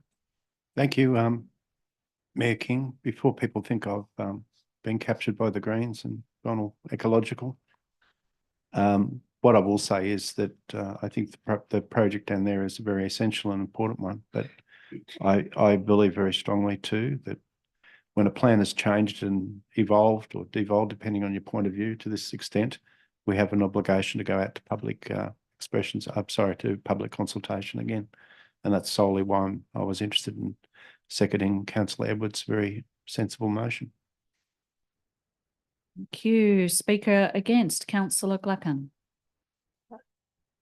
Thank you. Whilst I speak against, I'll clarify that I will probably vote for this, but I speak against it because I really wish there was a way in which we could defer this decision rather than throw it all out and in effect pretty much start again. Because we've had companies spend significant time and effort to go through the process of putting in a tender to meet the requirements that council had put out to tender. And whilst I understand there are some concerns by the councillors, and admittedly those councillors, and I acknowledge those councillors, or not all councillors were on the previous council that undertook the initial work with reference to this, as was indeed the Riverina or the Riverine area, the Riverside precinct area. So my concern is that we're stuck with this issue of local government, that we need to make it clear to the people who have tendered that we will not be going ahead. But I really wish we could say we're not going ahead tonight. We'll have a presentation on it to councillors, ask some more questions, get the additional information that the councillors want, and then make a determination through this tender process. And so that's why I'm speaking against it. However, and it's really speaking against the process and wishing we could find a better way forward, and clarifying that I will, however, because this is I have two opportunities, either vote for or against. If I vote against this, I'm really saying that I wanted to go ahead with the tender. I want us to pause and gather more information. Thank you. Thank you. Speaking for, Councillor Callaghan. Yes, thank you, Mayor King. I think we can see here this evening that there is a clear desire for a detailed landscape plan and revegetation plan. The Have You Say was completed in 2017, that's 6 years ago, and the landscape at the Riverside precinct has changed dramatically. I'd also like to note in regards to concreting any spaces, I hope we've learnt from the Bangamble of the creek, which we're looking to now revegetate. So hoping that we can find some happy medium there and offset anything that we remove. Thank you. Thank you, Councillor Callaghan. Speaker for, Councillor Baker. Thank you, Mayor King. I don't have any such concerns that Councillor Glacken has about the tenderers. This happens sometimes, and any work they've done here will help if this is taken out to tender in the future. So happy to support this new motion. Thank you. Thank you. Speaker for, Councillor Bowen. Thank you, Mayor King, and I too echo the sentiments of our other councillors, and especially Councillor Edwards, in respect of we're about to vote on the Engaging Albury Communications and Engagement Strategy, because we need to do better. We need to make sure that we consult with our community, and this isn't about just getting more information to councillors. This is about getting information out to our residents, and making sure that they are happy with the plan going forward after the changes made. So I fully support this motion. Thank you, Councillor Edwards. Do you wish to close debate? Briefly, thank you. This project was driven by the 2007 Murray River Experience Master Plan, which is now more than 15 years old. In 2023, we can do better than constructing an 80-space car park at our city's gateway without proper community engagement. So I'd encourage councillors to support not awarding this contract until the community is consulted on this important project. Thank you, councillor Edwards. In that case, we'll put the motion. Those for? Those against? That motion is carried. Thank you, councillors. CM 13.7 revised draft Eastern Hill Activation Master Plan. Councillor Betteridge. Thank you. Through you, Mayor King, I'd like to move that Council A, receive and note the valuable contributions and feedback received from the Community Advisory Panel. B, receive and note the refinements that have been incorporated into the draft Eastern Hill Activation Master Plan as a result of community feedback received, and C, endorse the revised draft of the Eastern Hill Activation Master Plan, in brackets attachment 1, as the final version. Thank you, councillor Thurley. Second the motion, Mayor King. Thank you. We do have questions. Did you wish to speak to the motion first off, councillor Betteridge? Speak to the motion first, Mayor King, and then open the floor up to the questions. I move the motion before us this evening as I feel that my primary role as an elected Albury City Councillor is to make decisions and support projects that enhance and improve the City of Albury for the majority of its residents. The draft Eastern Hill Activation Master Plan that is presented to us this evening is the culmination of much work by council staff, Yonder Landscape Architecture, the Eastern Hill Activation Master Plan Advisory Panel, and with community engagement. Is the draft presented to us this evening unanimously supported by all? The answer to that is no. Then why am I moving the motion this evening? The draft, as we see tonight, has significantly changed from the original due to consultation with community and through the work of the advisory panel. The concerns that there may be potential impacts to Aboriginal culture have been raised, and I feel that these concerns will be addressed through the due diligence process if the draft is endorsed tonight. This due diligence assessment will include, but will not be limited to, a flora, fauna, and environmental heritage assessment, the completion of a due diligence cultural heritage assessment, if required, an Aboriginal cultural heritage assessment report. This process involves the consultation with Aboriginal people to determine any potential harm on Aboriginal cultural heritage from the proposed activities, and if any determined harm cannot be avoided, an application for an Aboriginal heritage impact permit will be initiated. The approval for this permit is the Secretary of the Department of Planning and Environment, with most applications determined by Heritage New South Wales as a delegate. In summary, the process for these permits is regulated and decided by a body that Council has no affiliations with. We, as an organisation, will continue to abide by decisions set down by regulatory bodies and continue with our avoid and minimise approach. The long overdue improvements needed in this area are addressed in the draft, as well as introducing opportunity to improve the experience of all that shall use and shall soon discover in this natural area. The provision of extra shared use trails, to me, is a significant acknowledgement to our staff listening to our community. 5 dedicated mountain bike trails were removed, replaced with 3 shared use trails, to me, is a wonderful compromise. The amenity of this area shall not be destroyed, as some fear.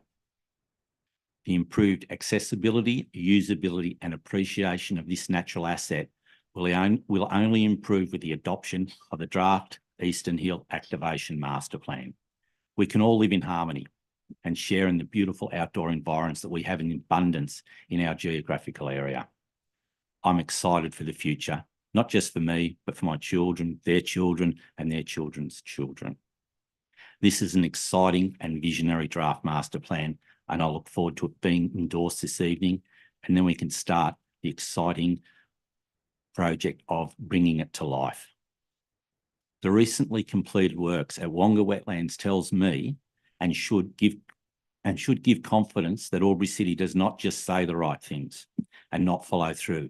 It follows the regulatory framework mentioned earlier to achieve outcomes that have minimal impact on culture and enhances the environmental outcomes. In closing, the support of my fellow councillors in supporting the motion before us would be greatly appreciated. Thank you. Thank you. Councillor Baker, question. Thank you, Mayor King. I have quite a few questions. So how would you like to do it? Yeah. Okay. Continue your questions. that's First fine. off, as per the process outlined on page 14 of the Community Engagement Plan, 2018 to 2023, a stakeholder engagement plan is to be completed prior to drafting a document or project idea.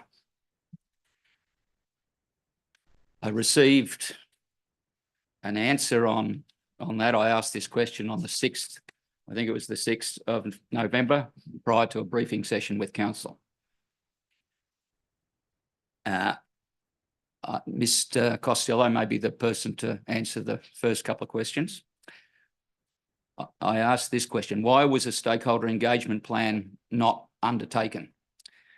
The answer was that at that point of time of project inception, back in 2021, our project management framework was in its infancy, and completion of supporting documentation was not consistently embedded within the organisation, which may have resulted in this oversight.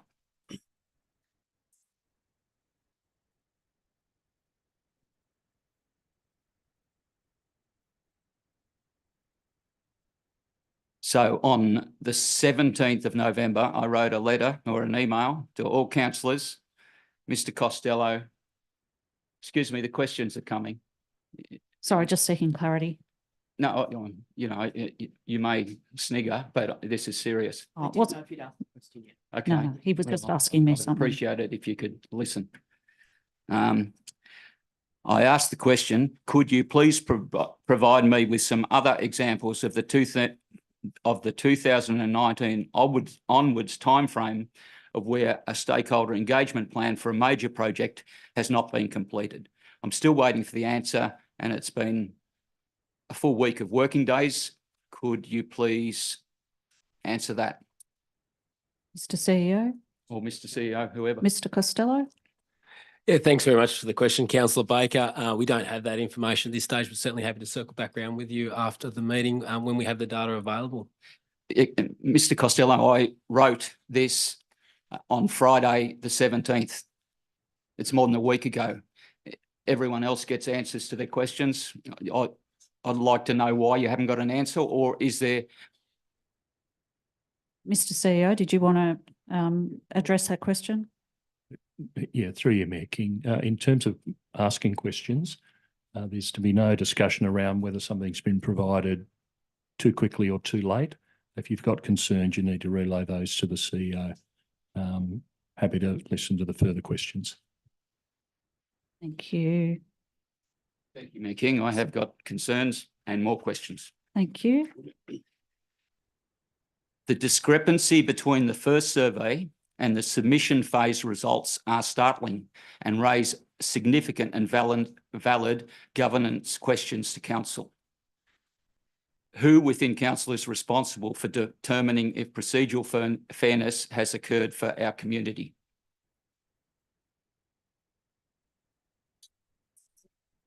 Mr. CEO? Well, the councillor group is. Thank you.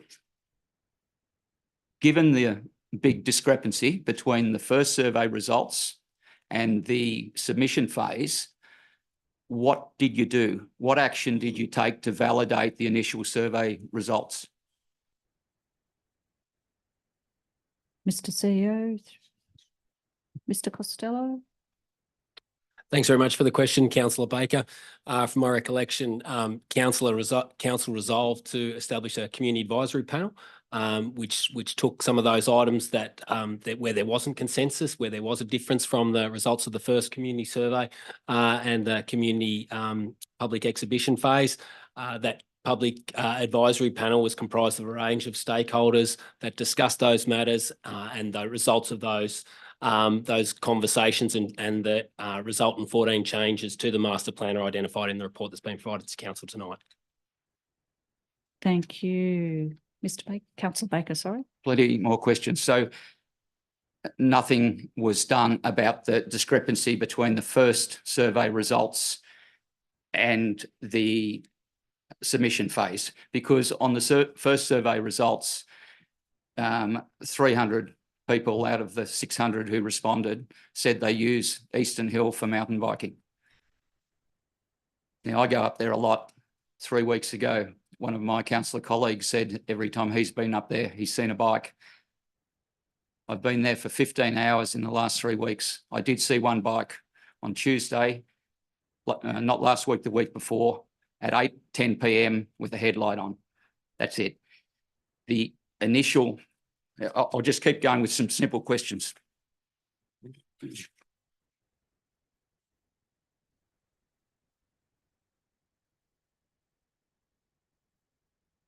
Would you agree that in addition to the engagement of the Rotary Club and Albury-Wodonga Mountain Biking Club, that the Have Your Say survey of January, February 2022 was the primary tool used to inform the first draft of the Eastern Hill Master Plan? Mr. Costello. Thanks very much for the question, Councillor Baker. The community survey is certainly a primary mechanism for receiving feedback. And in addition to the stakeholders you mentioned there too, there was also some Aboriginal consultation with the Aboriginal elders as well. Thank you, Councillor Baker. With regard to the Have Your Say survey, am I correct in saying that this was the only this was only advertised twice via Facebook by Albury City? Mr. Costello. I don't have the specifics of the number of times that it was advertised, but certainly it was advertised in accordance with our usual practices for alerting people that we have something online for Have Your Say. Can I confirm that no physical survey was ever done on Eastern Hill to validate the results of the Have Your Say surveys? Mr. CEO. Sorry, no physical survey of the survey. Could you please clarify the question? Can I confirm that no physical survey was ever done on Eastern Hill to validate the results of the Have Your Say surveys? Mr. Costello. Thanks very much for the question, Councillor Baker, and through you, Mayor King. I probably need a little bit more clarification. I quite can't understand what you mean in terms of a physical survey. Is that a land survey? Or? Was there ever a count of the traffic up there? Whether they were walkers, runners, cyclists, mountain bikers? Thanks very much for the question. Not through this Have Your Say process. Thank you. I expect that given this is a digital survey, Have Your Say responses could be traced back to their source. Is that correct? Mr. Costello. Happy to answer the question there. Thanks again, Councillor Baker, and through you, Mayor King. We get my understanding, and I'm certainly not IT savvy, but I understand there's a unique identifier, not an email address, but a unique identifier associated with the feedback. So, if Albury City had noticed that over half of the survey responses had come in over 2 days that were quite removed from when Albury City had been advertising the survey, that someone could trace where these submissions were coming from.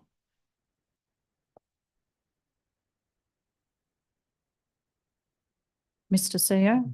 Thanks for the question. If we were of a mind to, or you had a conspiracy theory of some sort, but ordinarily we'd take the data in terms of the manner in which it was received and include that in the submissions to the report and the councillor group. Next question. Have any conflicts of interest been identified within project teams that have worked on the DHAMP?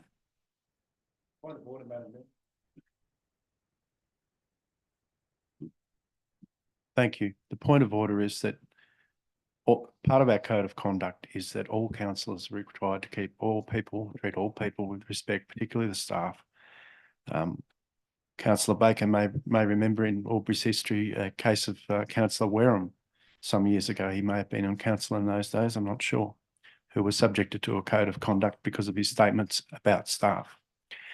The staff have a right to come here and do their jobs and not be vilified for it and not to be badgered or spoken to in an aggressive tone. I would say, and the point of order is this, that Councillor Baker is dangerously close to breaching our code of conduct. And I hope you will direct him to be more succinct and clear in his questions.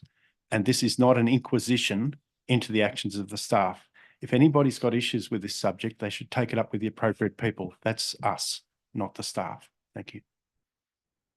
Thank you, Councillor Cameron. And I think, yeah, there is a note in our code of meeting practice that does reference insults or makes personal reflections on or imputes improper motives to any other council official or alleges a breach of the council's code of conduct. So I accept that point of order, Councillor Baker. Respect, Mayor King.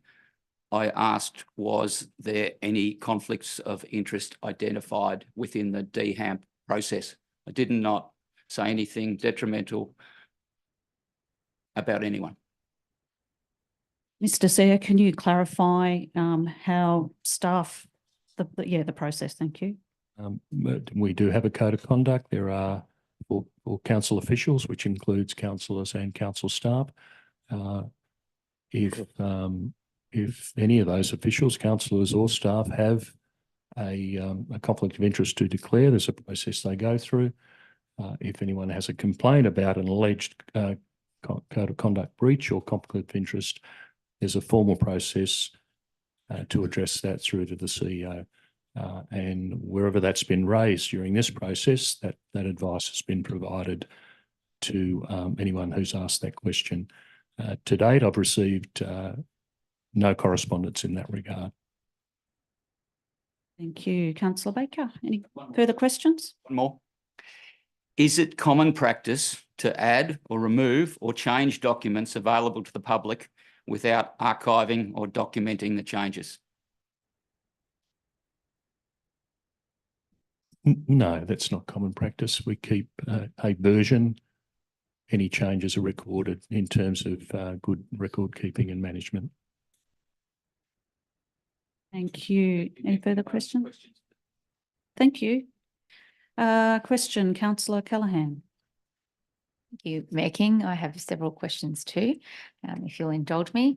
Through you, Mayor King, to the most relevant staff member. As I mentioned earlier in the community forum, I had some questions around cultural heritage study, and I'm wanting to seek clarification about what steps and assurances can be made to make sure that we're protecting the First Nations cultural heritage of Eastern Hill.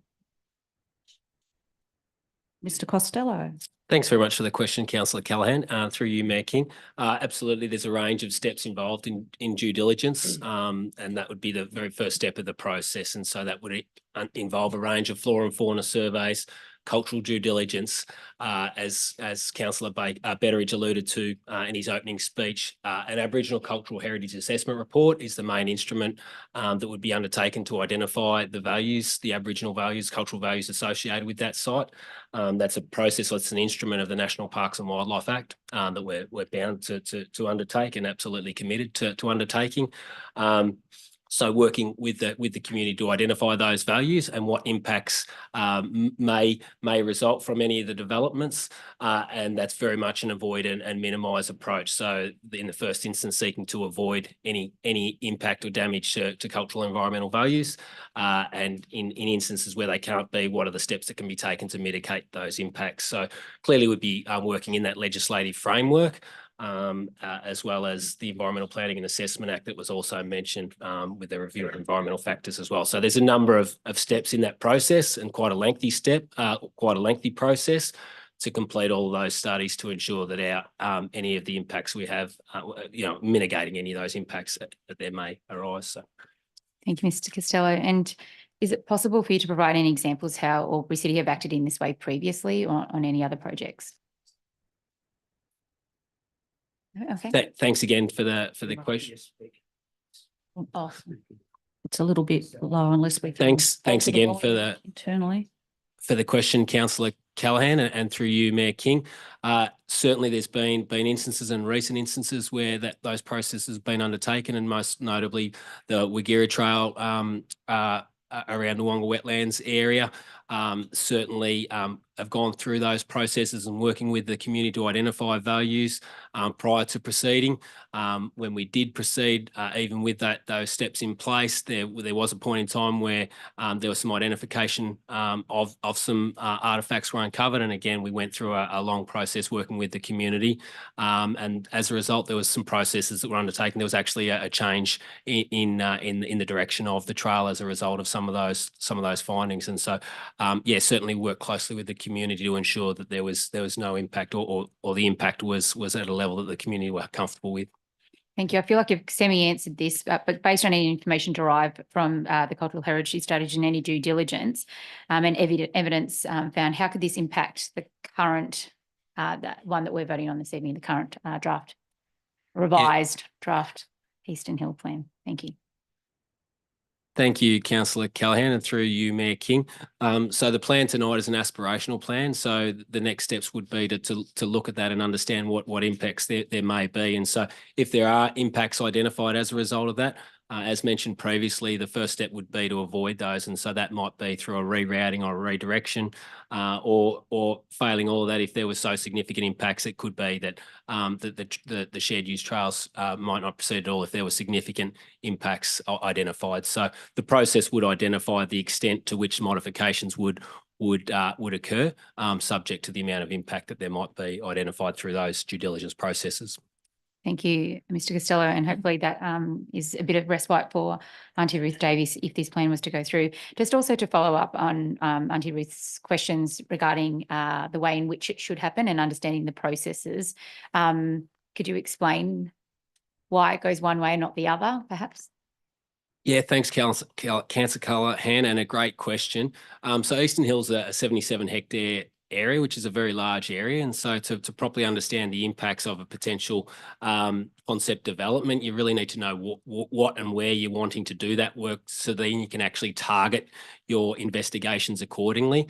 If you did the surveys first, it would be very high level and without understanding or appreciating the extent of interventions or works that may be undertaken. And so I think the starting point is to have an idea of what the extent of work is, so then that can actually really tailor and guide the extent of then due diligence works that's undertaken, because to undertake that work over a 77 hectare area would be quite extensive without having a little bit of knowledge on what it might be impacting.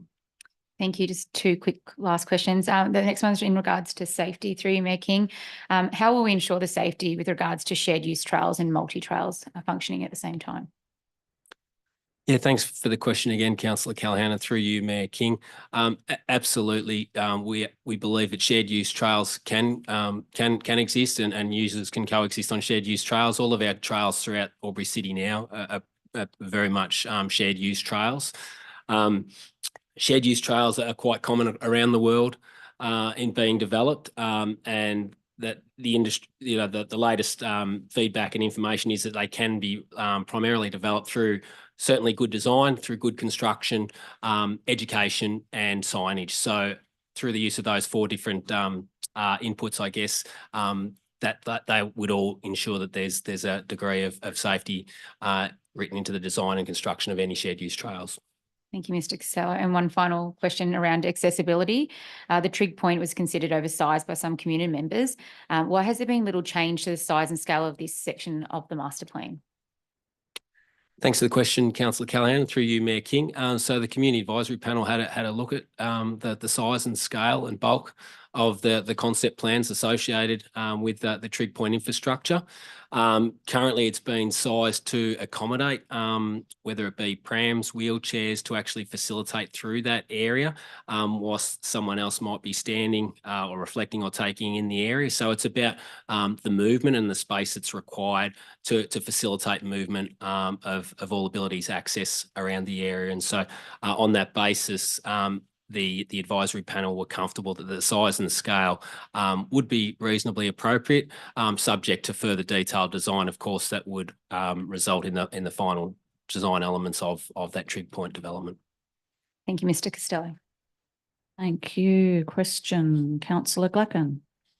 Thank you, and thank you, Councillor Callaghan, for following up on the Aboriginal Heritage Plan and the chicken or the egg requirement that was critical from the presentations earlier this evening. Through you to the most, Madam Mayor, through you to the most relevant member of staff, Councillor Baker asked about Facebook posts for Have Your Say, and that there were apparently 2 Facebook posts about encouraging people to have their say on the draft plan.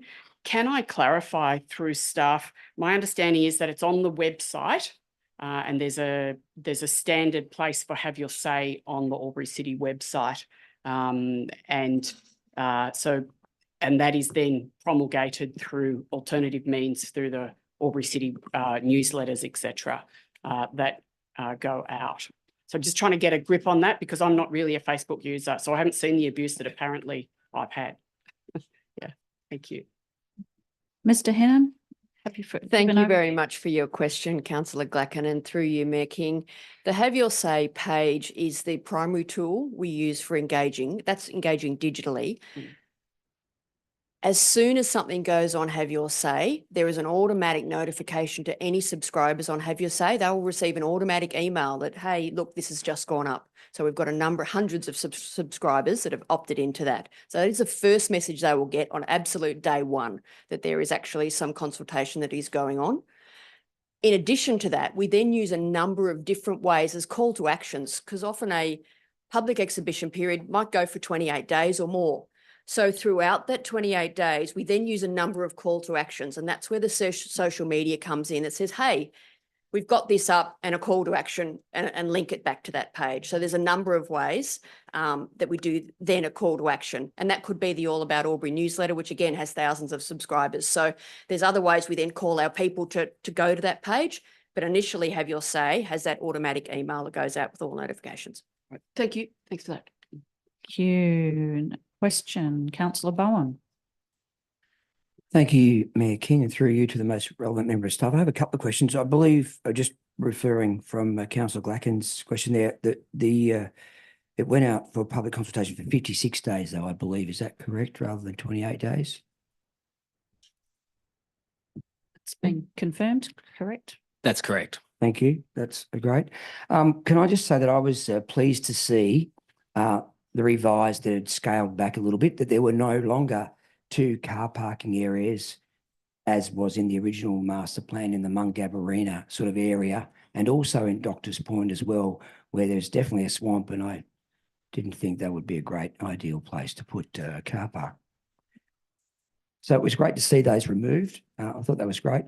And also I'd like to acknowledge Councillor Callahan's about acknowledging the cultural heritage, because I want to understand that if there is any Aboriginal artefacts or found either on the flow trails and will it be adjusted to either avoid this area, which has been answered, and maybe even removed altogether? Is that a possibility?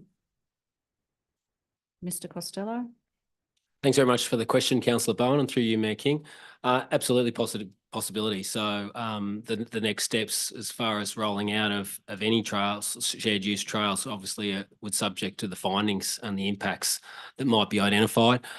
So as I mentioned earlier, it's an avoid and minimise approach. So the first instance is to avoid any impact, then minimise it. But if they can't be done, clearly that is a distinct possibility that there may be no trials. That is one option.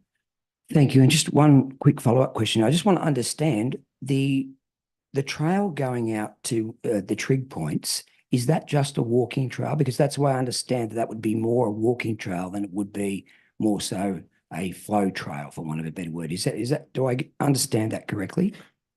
Mr. Costello. Thanks very much for the question. So the trails as they currently identified there are shared use trails, so it wouldn't be necessarily strictly for walkers.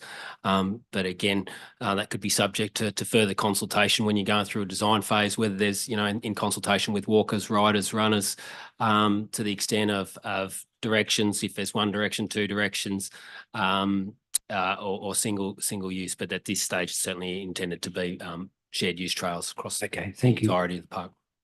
Thank you. Thank you. Question, Councillor Edwards. I actually have some amendments, but if there's more questions, happy for those.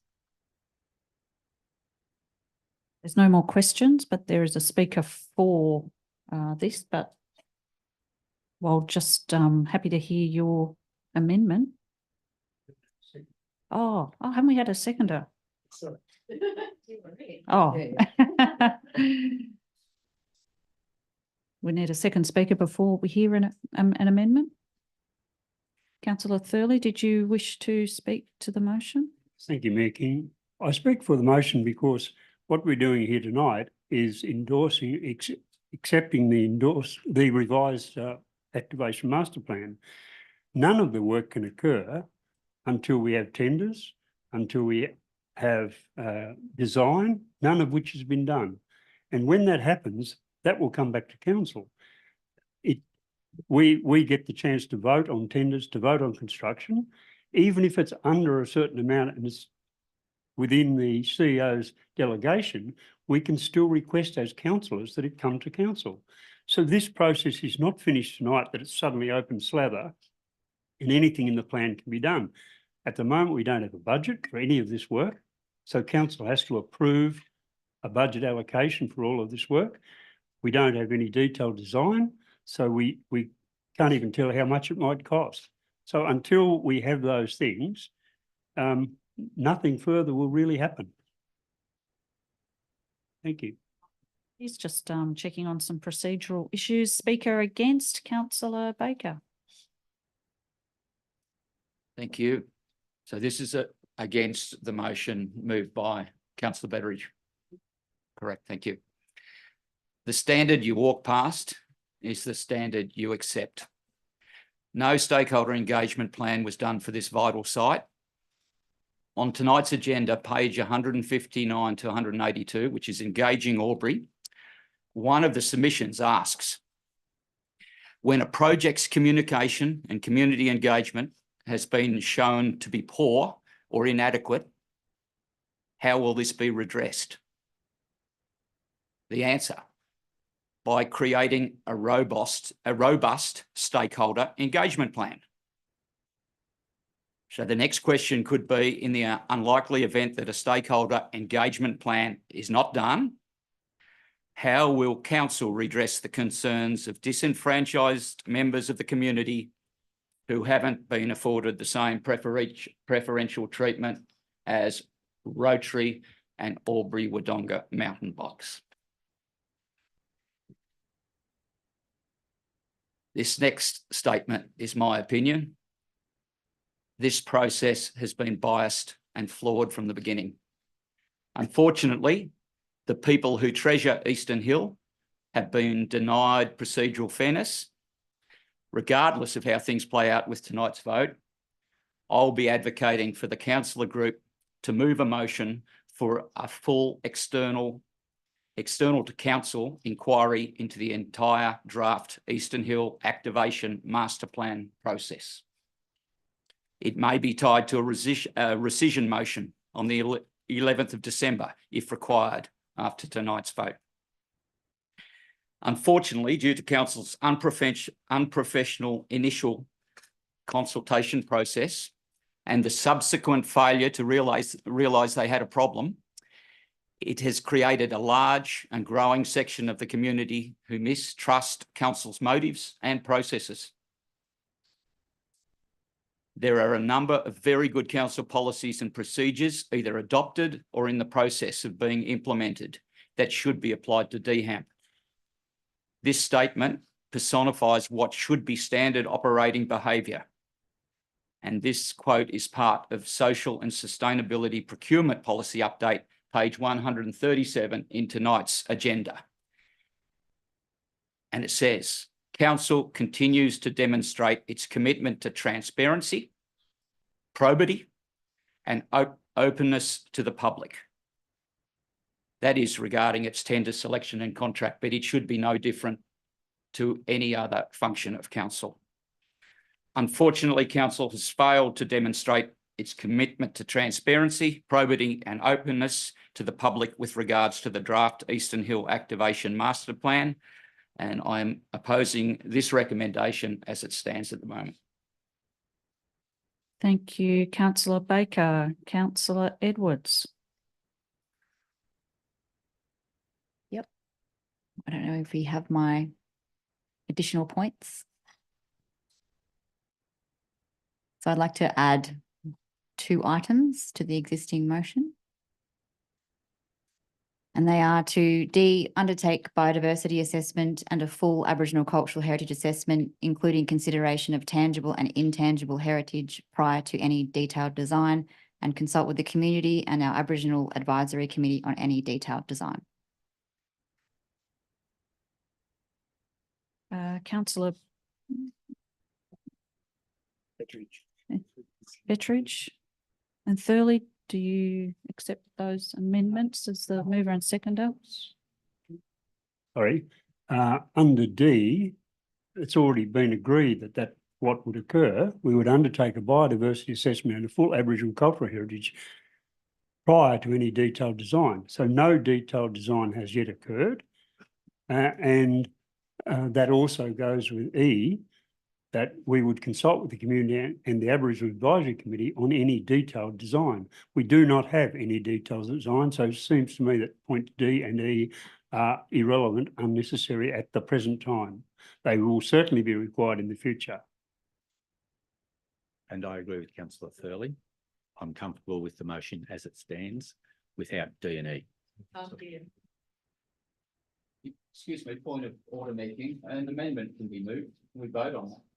Yeah, I was just seeking clarity on the process of the amendment. Is there a seconder for the amendment? Sorry, that's seconded. Did you wish to speak further to the amendment? In the report, it does detail that a due diligence assessment will be carried out for both biodiversity and Aboriginal cultural heritage. These are not the same things as a full biodiversity assessment or a full Aboriginal cultural heritage assessment. They're very different things. One leads to the other. And the Aboriginal cultural heritage assessment is the only one that it includes full consultation with the community under the 2010 guidelines. That's why I've put that in here, to give Auntie Ruth and our elders comfort that we will do the full process and afford the hill the attention that it deserves, particularly in the space of tangible and intangible heritage. A due diligence assessment does not consult with the community. It does not do any subsurface testing.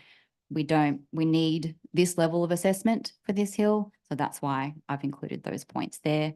And I've noted prior to any detailed design so that what is there can inform the design rather than having to move things around later. We'll know where the issues are and they can be designed around. The Wagira Trail, unfortunately, ended up in the destruction of some Aboriginal sites because that was not done in this order. And point E is about, once there is a detailed design, putting it back out to our community, not unlike the Australia Park item that we considered earlier, so that people can have their say on the detailed design that's been informed by all of these studies. Thank you. A couple of, I think Councillor Baker has seconded that. Questions at this point? Councillor Glacken. Thank you. It's with reference to the proposed amendment. Okay, thank you. With D, my concern is, and I'd like to ask through you to the most relevant member of staff, is this a chicken before the egg or is it the egg before the chicken? My understanding to the answer we were given previously was that we need to, Councillor Callaghan's question, we need to determine what that draft plan is first. And I would think it should be the same with the design prior to doing that assessment. So that once you've got the design that you wish to undertake, and at the moment we don't have that design, we've just got a master plan that we're debating tonight, you would then undertake those assessments based on that design as a design principle. Is that correct? So that's your question. Yeah. Mr. Costello. Thanks very much for the question, Councillor Glacken, and through you, Mayor King. So the master plan aspiration provides provides some guidance on where some potential works might be located. Then we do those further investigations, which, as indicated in the report, would involve the flora and fauna assessment, cultural heritage surveys, the Aboriginal Cultural Heritage Assessment Report that Councillor Edwards referred to, that is working with the Aboriginal community to identify the values associated with those potential proposals. That work then feeds into the detailed design to ensure that the detailed design then reflects any or avoids or mitigates any impacts. So the detailed design comes last after you've identified all of the values. Okay. Thank you. Question, Councillor Callaghan. Oh, thank you, Mayor King. I feel like it's Sammy answered for me. I believe that there was a cultural heritage study, Aboriginal cultural heritage and biodiversity already built into the master plan. So yes, thank you for answering that question. Thank you. Thank you. Speaker for the amendment, Councillor Baker. Thank you, Mayor King. I'd just like to say that I'll be supporting this amendment, and it gives me a level of comfort that I haven't felt up to this point. So appreciate Councillor Edwards for moving it, and I think it's a sensible step, and I'll be supporting that. Councillor Bowen. Thank you, Mayor King. I speak for the motion as well too. I think it gives us surety, and I don't think it harms us in any way to have that within our motion publicly addressed in full daylight of everybody. And I think it is a great thing going forward. Regardless, it's in writing, and I will be supporting this motion. The amendment. My apologies. Speaking against, Councillor Cameron. Thank you, Mayor King. I must speak against this amendment.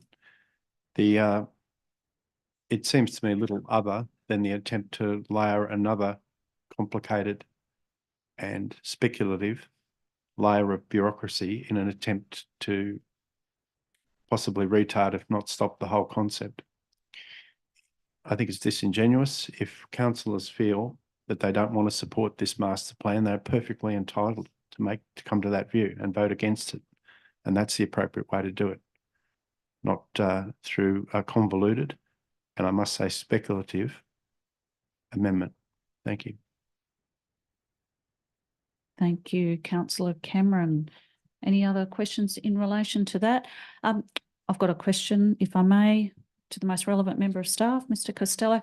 Just for my clarity, can you talk me through D and the implications of the prior to any detailed design, just so I have a full understanding of that? Thanks very much for the question, Mayor King. Certainly that's just a range of investigations. So from a biodiversity perspective, really understanding what flora and fauna values are in the reserve, and the Aboriginal Cultural Heritage Assessment Report is working with the Aboriginal community to understand the values that might be associated with with the site. Based on the findings from those investigations, can then inform the detailed design process to ensure that the location and the design scale all talk to ensuring that there's no or minimal impact on those items that are being designed. So in short, identifying the values that can then inform the detailed design process. So that doesn't, the chicken and the egg conversation that we had earlier, that doesn't put that into confusion to a degree? Again, thanks for the question, Mayor King. Not particularly, no, because we have an indication now of where potential trails, the shared use trails, might be located. We have a indication now from the master plan where the trig point lookout would go. Again, those things would all be subject to further investigations before we can proceed, and so that gives us some, I guess, a bit of a leg up to really refine the scope of works for those further investigations, so that then the final detailed design can reflect those values. Thank you.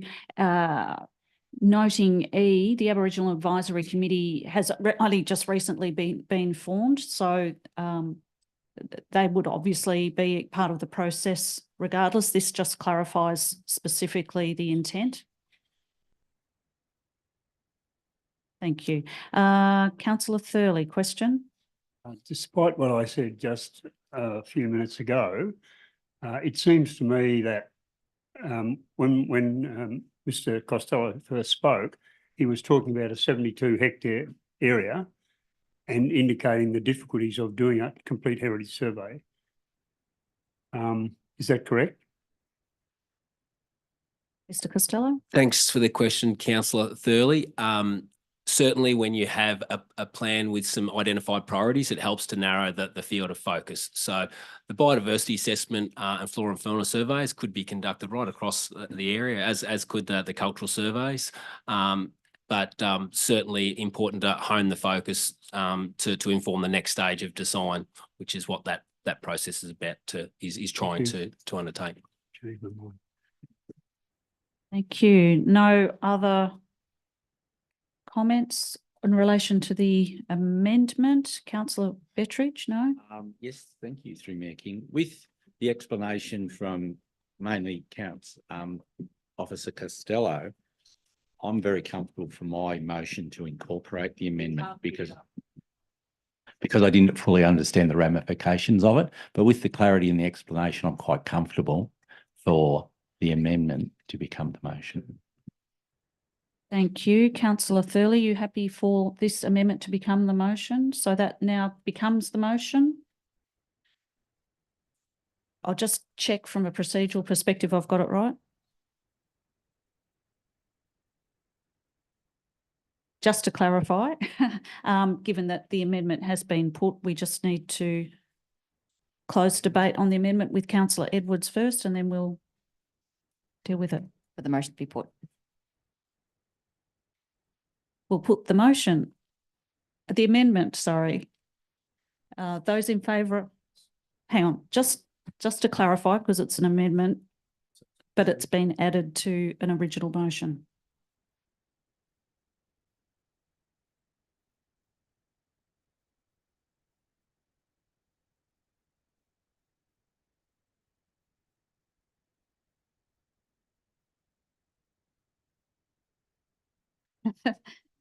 Thank you for your patience.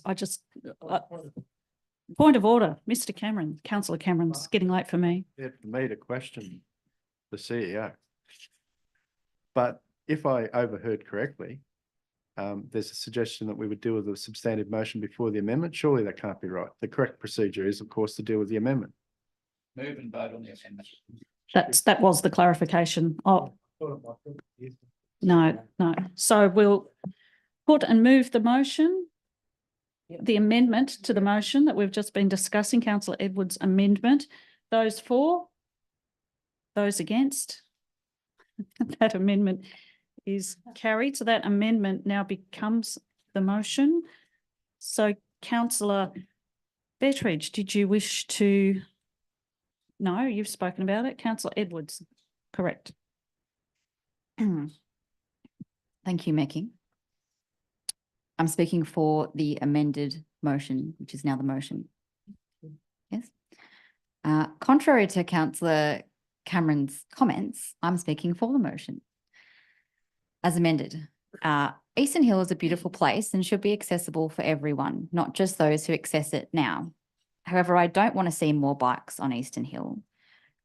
I don't think this plan will mean more bikes, but it may mean that more people get to share this place. I'm very saddened to hear that some users feel that the other elements of the plan would discourage them from visiting the hill in the future. But as has been said a number of times on both sides, you can't satisfy everyone. Mistakes were made, as pointed out by Councillor Baker a number of times, with the initial consultation. However, I'm satisfied with the subsequent consultation and advisory group that have helped shape this master plan that is before us. I'm pleased that the advisory group came to a consensus on upgrading the car park, amenities, trig point, lookout and accessibility elements. The plan before us reflects significant changes discussed by that group. However, the group could not reach a consensus on mountain bike tracks, which have divided our community.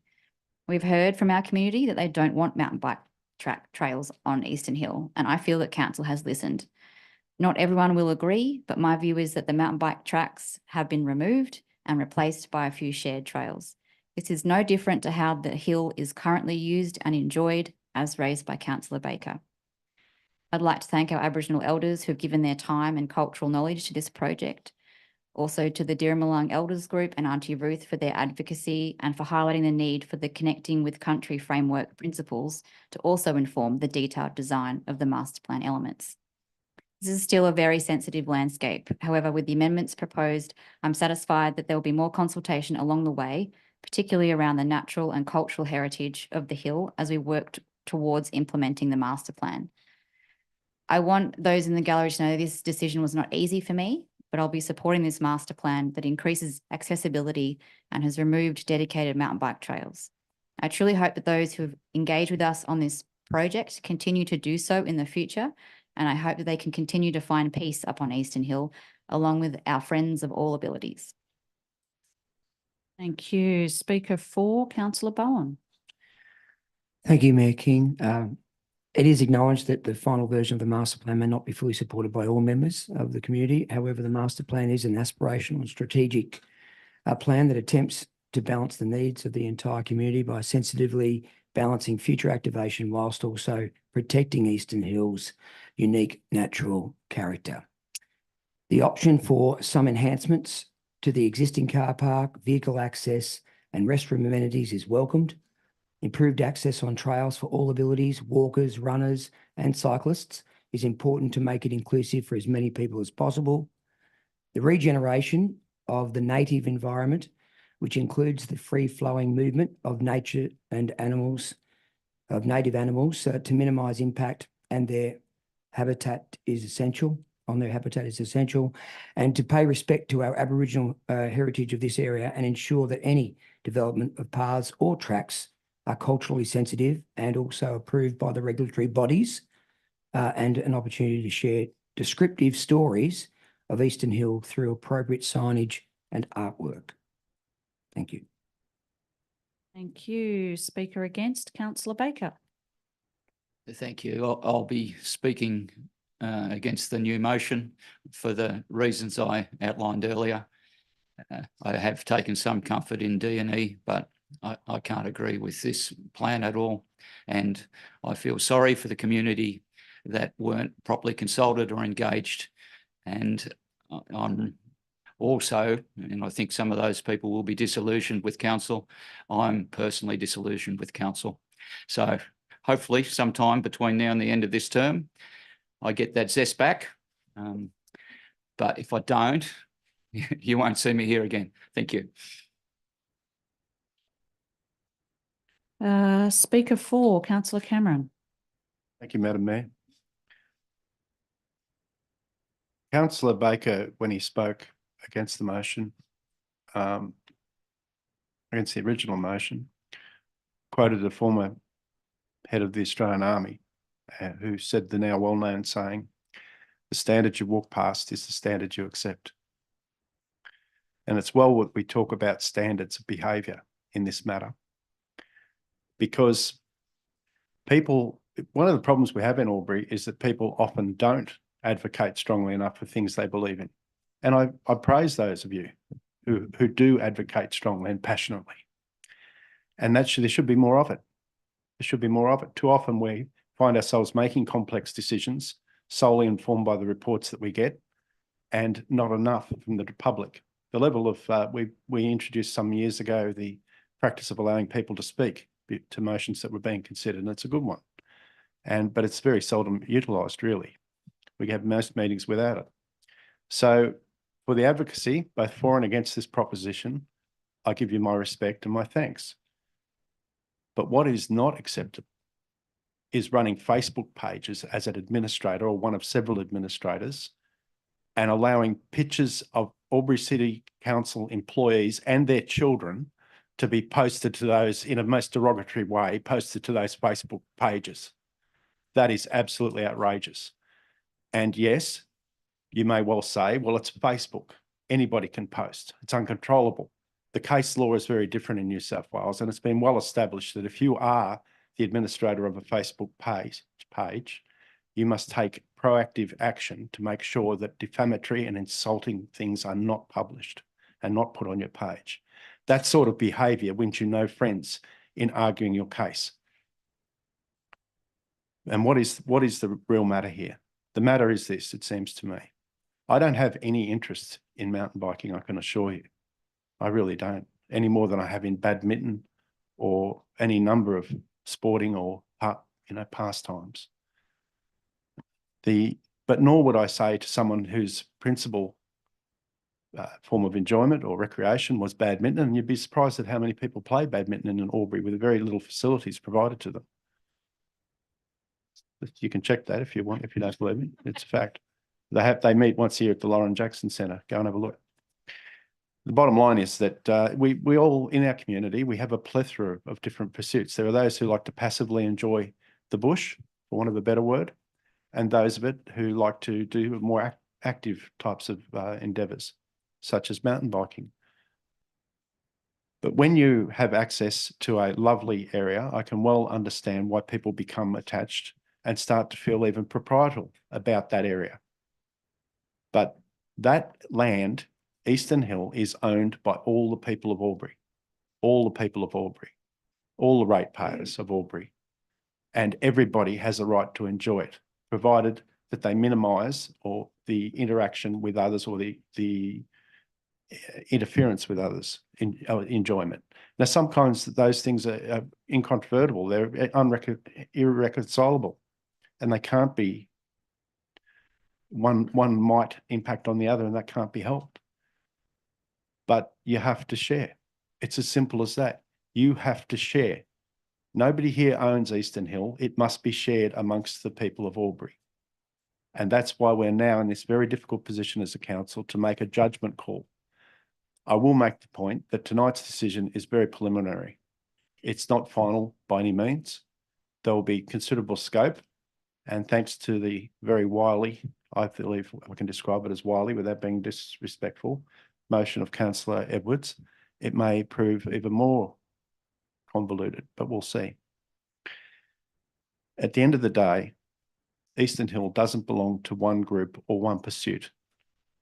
I understand that there are people that find it tranquil and beautiful. I'm sure it is. But there are many places in the region and even in the city that can be used in that fashion.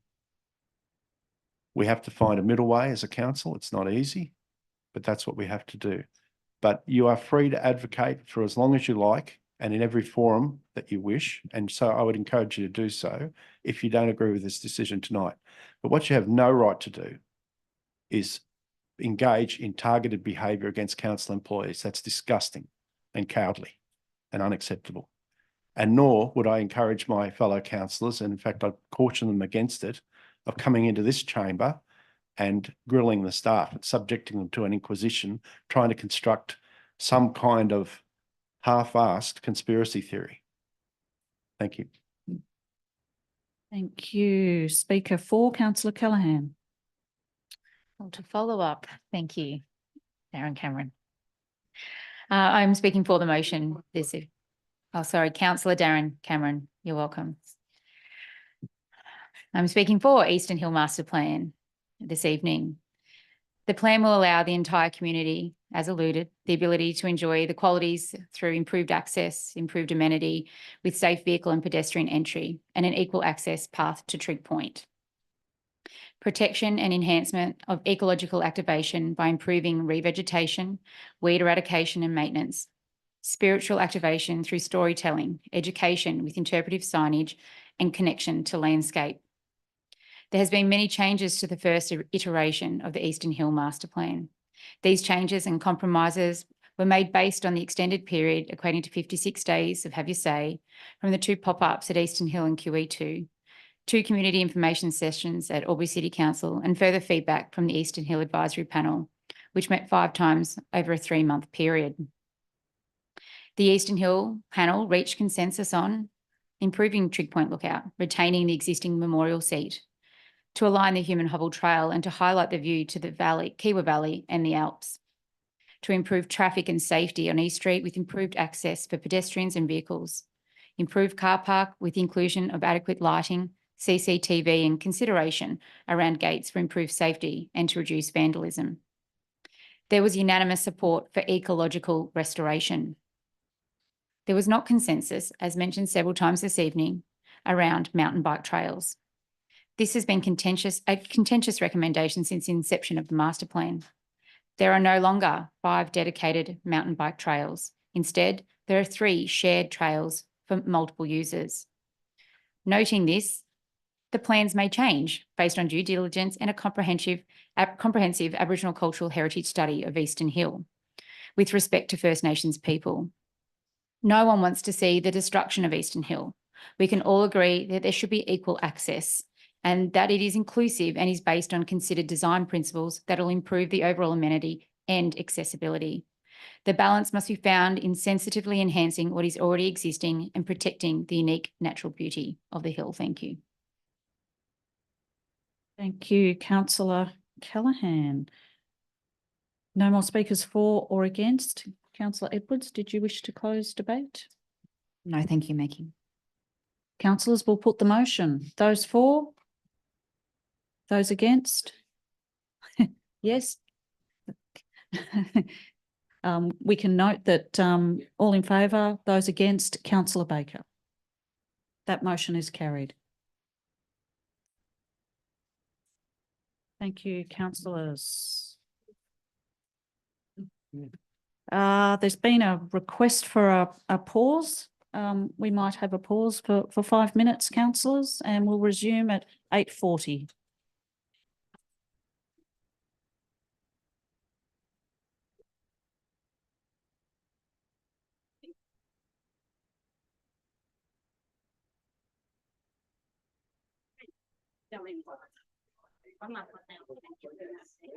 When you tell your Facebook 3,500 followers about this result tonight, ask them about my 15 signs that have been removed, the chainsaws on my property, and the new tracks that have been made, because you're so respectful.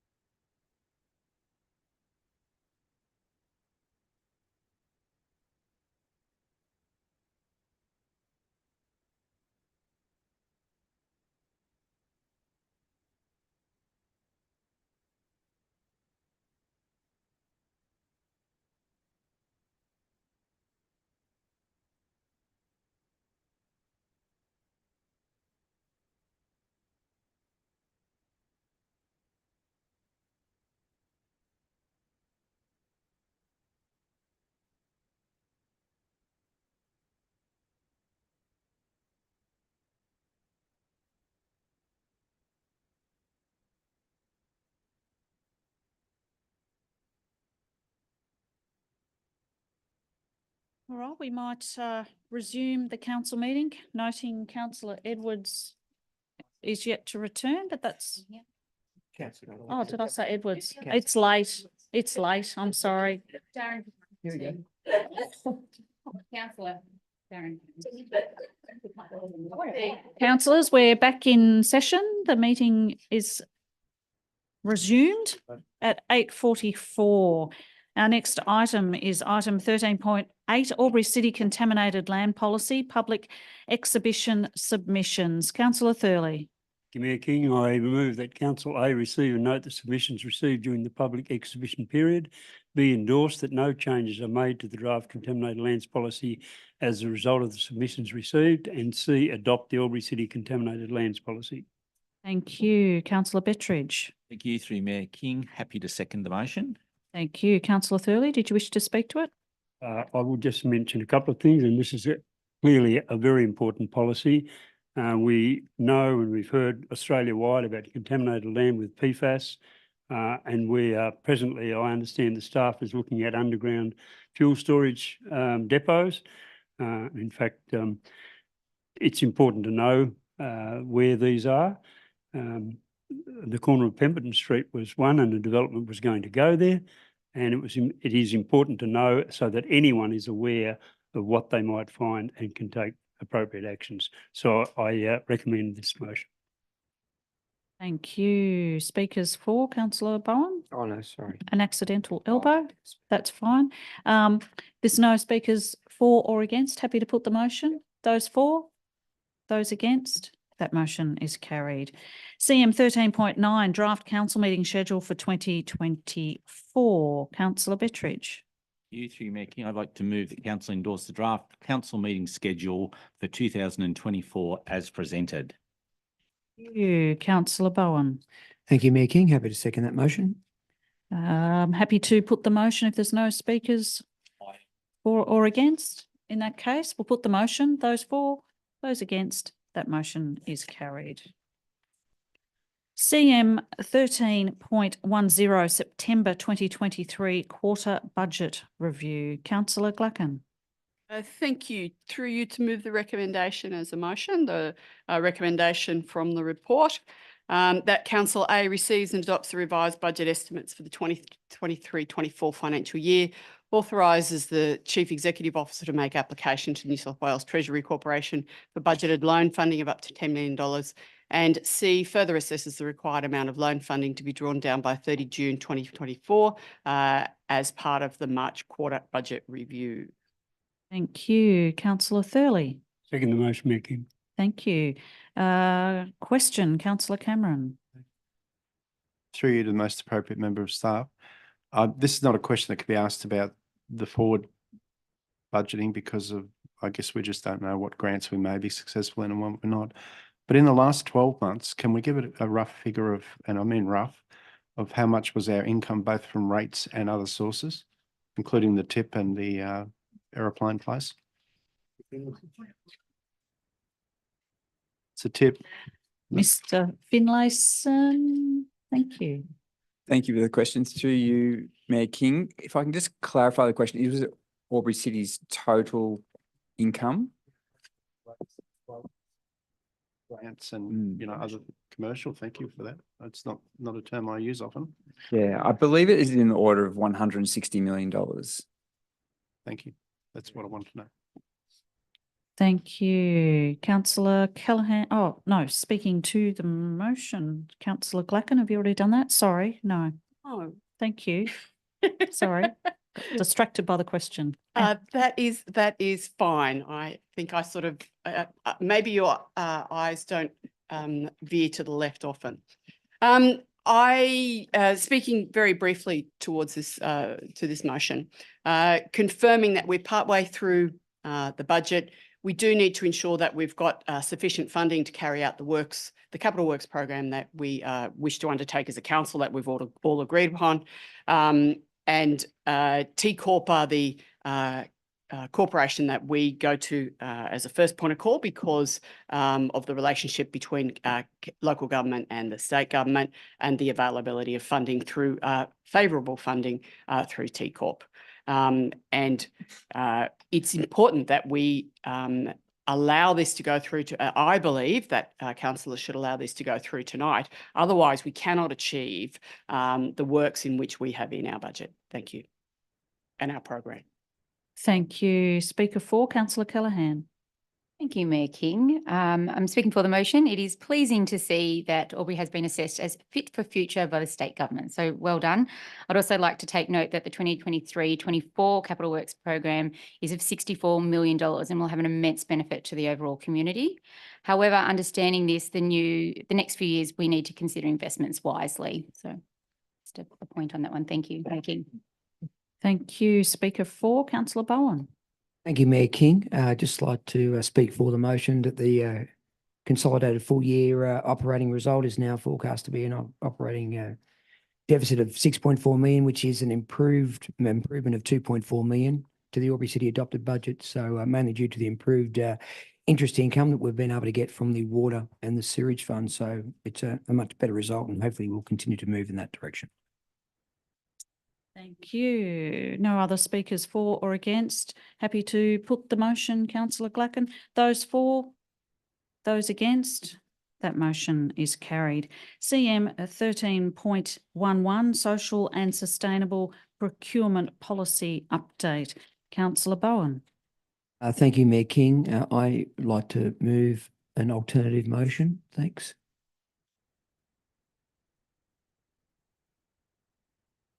Yeah.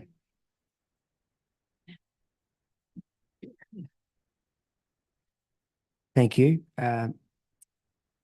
Motion is on the board is that that council delegate authority to the CEO to authorise 0.1 operational procurement methods and acceptance of tenders up to $1 million, including GST, invited by council that are pursuant to S55 of the Local Government Act 1993, New South Wales, and 2, the decline of tenders to cancel or postpone proposed contracts or invite new tenders pursuant to S178 in brackets 1 in brackets B and S178 in brackets 3 in brackets A-D and F of the Local Government General in brackets Regulation 2021, and B, authorises amendments to the Albury City Council's formal instrument of delegation to include these changes as delegated by council to the CEO effective immediately, and C, notes the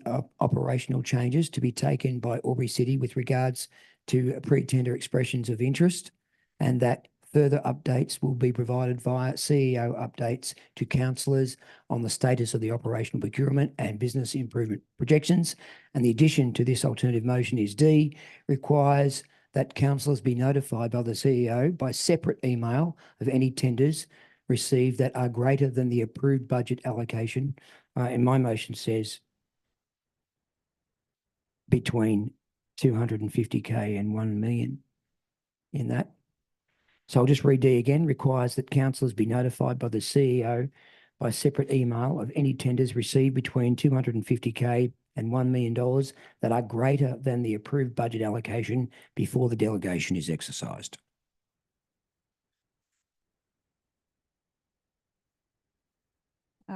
Councillor Thurley.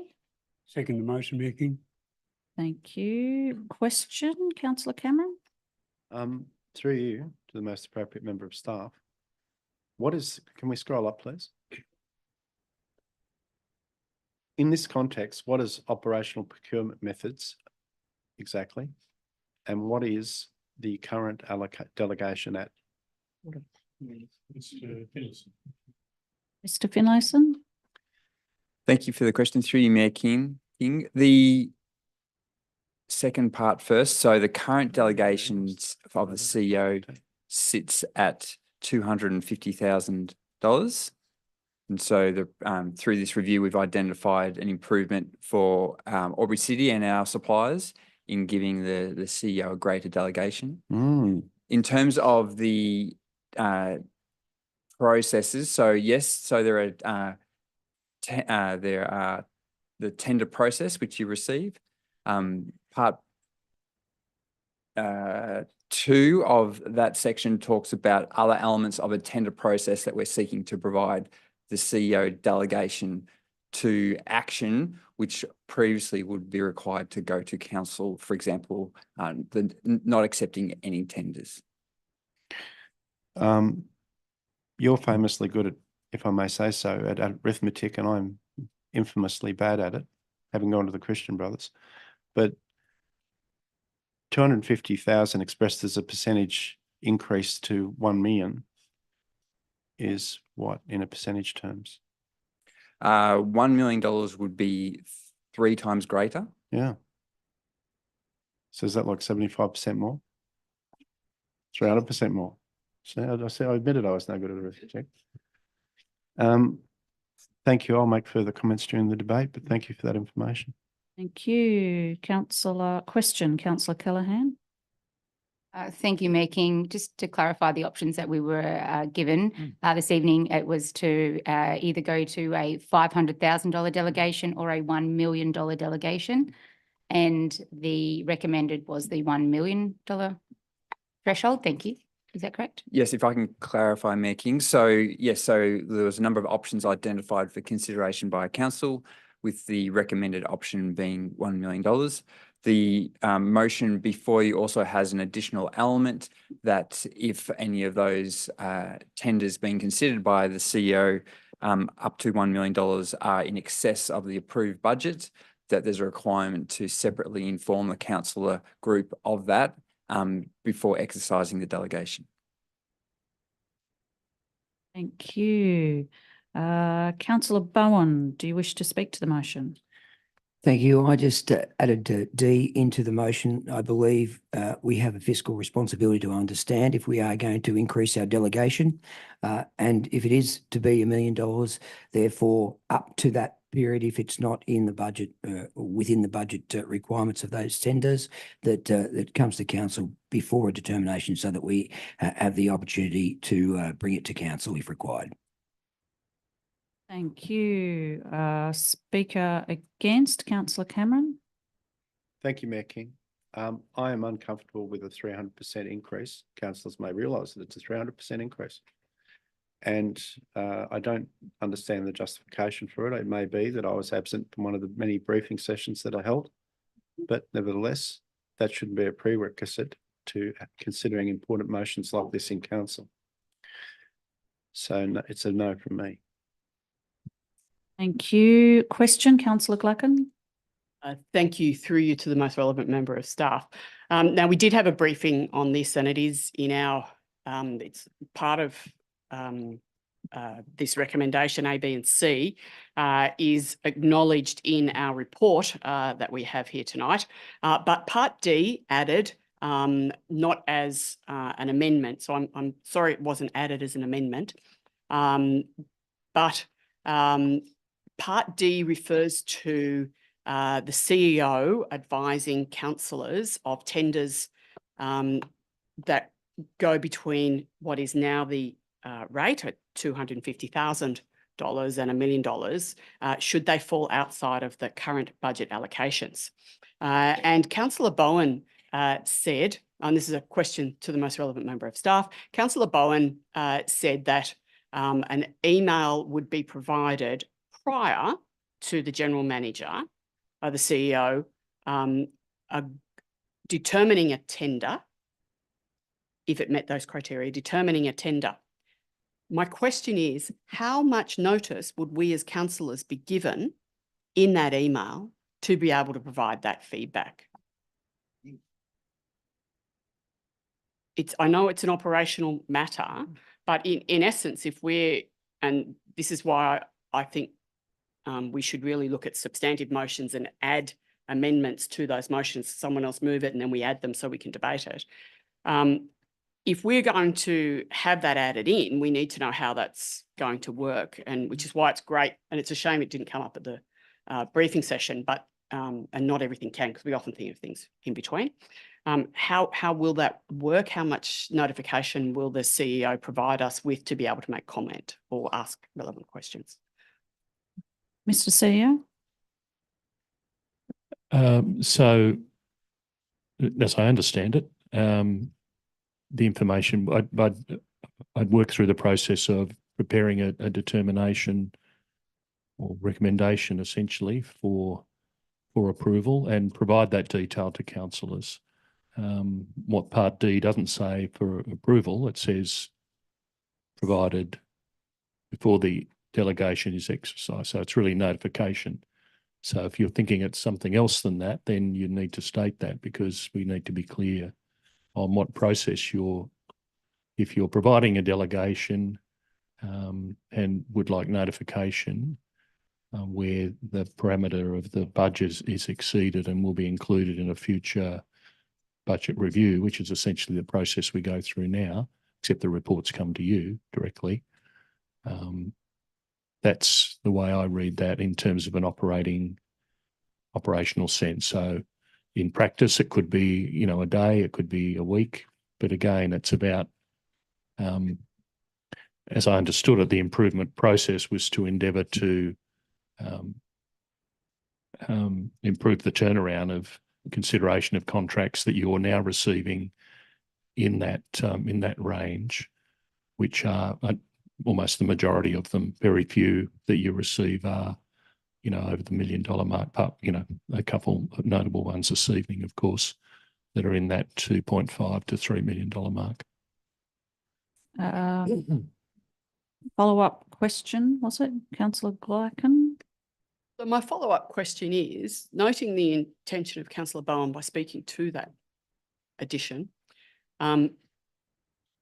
how will we enable that as council if we agree this tonight, or perhaps we might not agree that Part D, because we are either enabling the CEO to do these things, or we are enabling the CEO to do these things and putting in this break mechanism. So can the General Manager clarify how he would interpret this to be meaningful to meet the suggestion of Councillor Bowen in adding this? Because if it's one day, I don't see that as meaningful. So all I can do is ask the General Manager how he might see that play out. Mr. CEO, for clarification. Well, pretty much as I just said, I'd be notifying you my intention to approve the tender under delegation, and advising you of the fact that in an instance where I'm sending that through to you, it is over the budget allocation, which again we would deal with in a process through the quarterly budget review. There may be others that are, under the allocation as well. So they don't always align with the budget allocation for various reasons. Question, Councillor Bowen? So I'd just like more so to clarify the intent of that is just that I didn't want to slow the process down and to and offer the delegation to the CEO and to answer Councillor Cameron's question is costs have gone up significantly, and most of our delegations are above 250,000 that happened in the briefing, and so therefore $1 million was the figure that was posed to us by Mr. Finlayson as a reasonable figure to be delegated to the CEO, and then anything over and above.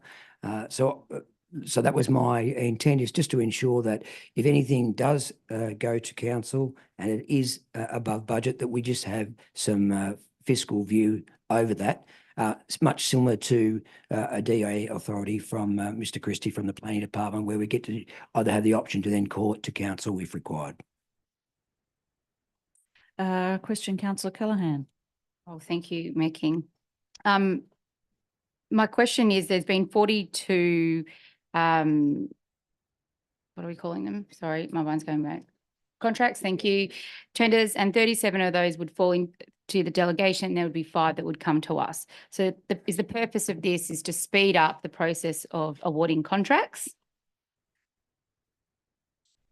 Mr. Finlayson. Thank you for the question. Through you, Mayor King. Yes, so part of the intention is to speed up our processes, both for Albury City, but also the businesses that we're doing business with.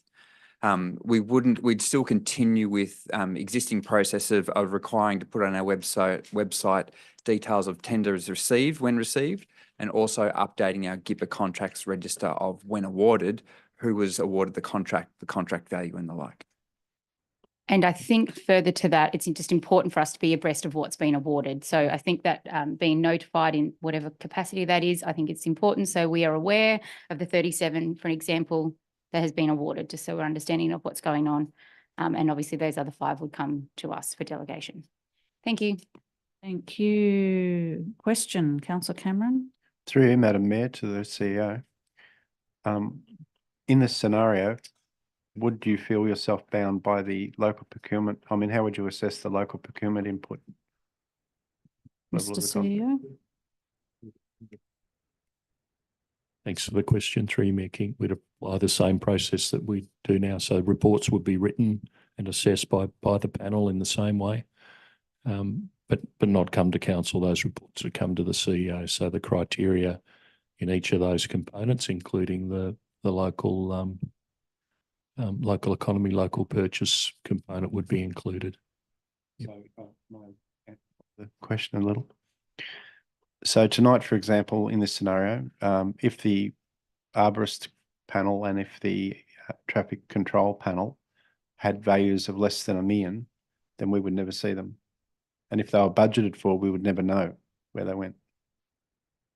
Thanks for the question, through you, Mayor King. You would know, because I'm reporting to you on a weekly basis which tenders I've awarded under delegation since the last advice a week before that. And if I'm about to award one under delegation where the budget's exceeded, you will also know about that before I do that.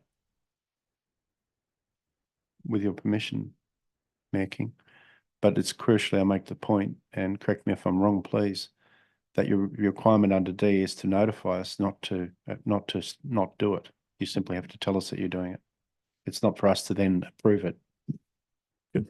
That's correct. So it's a delegation, but with an added notification component, specifically where the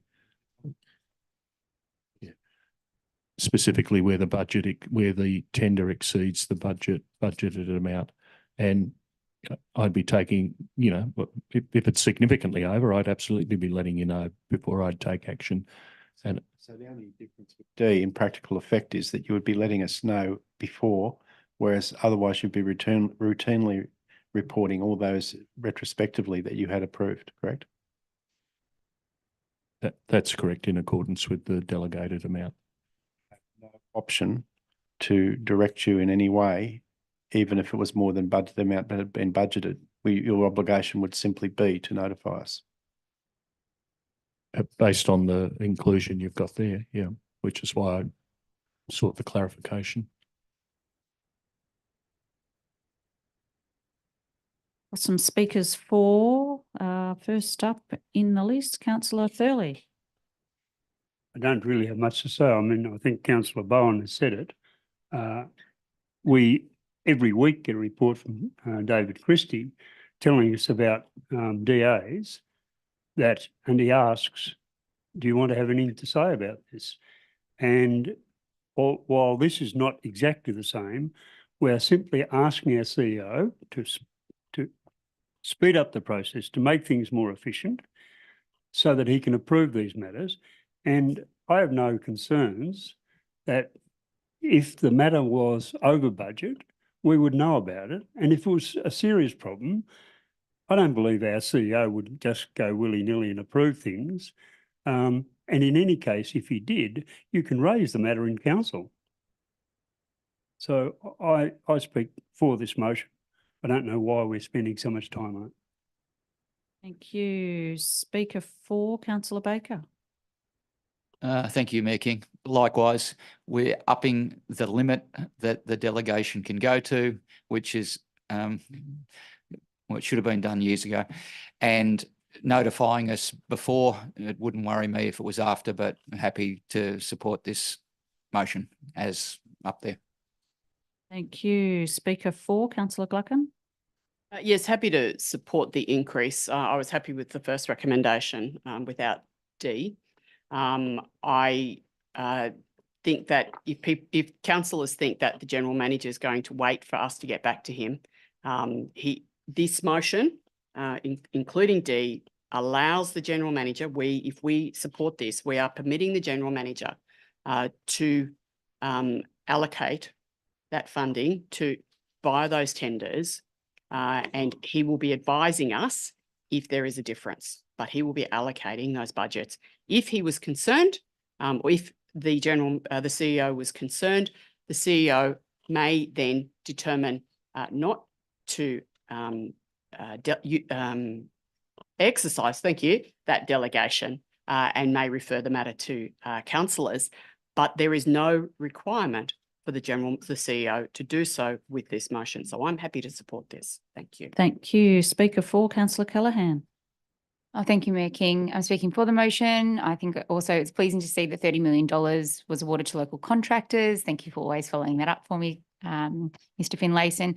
Keeping the money in our town, and it seeks to enhance our more circular economy where possible, and some of the contracts that were awarded this evening was a perfect example of that. And I think the community like to hear that money is going back to them, to the ratepayers and the people that work in our town. So thank you.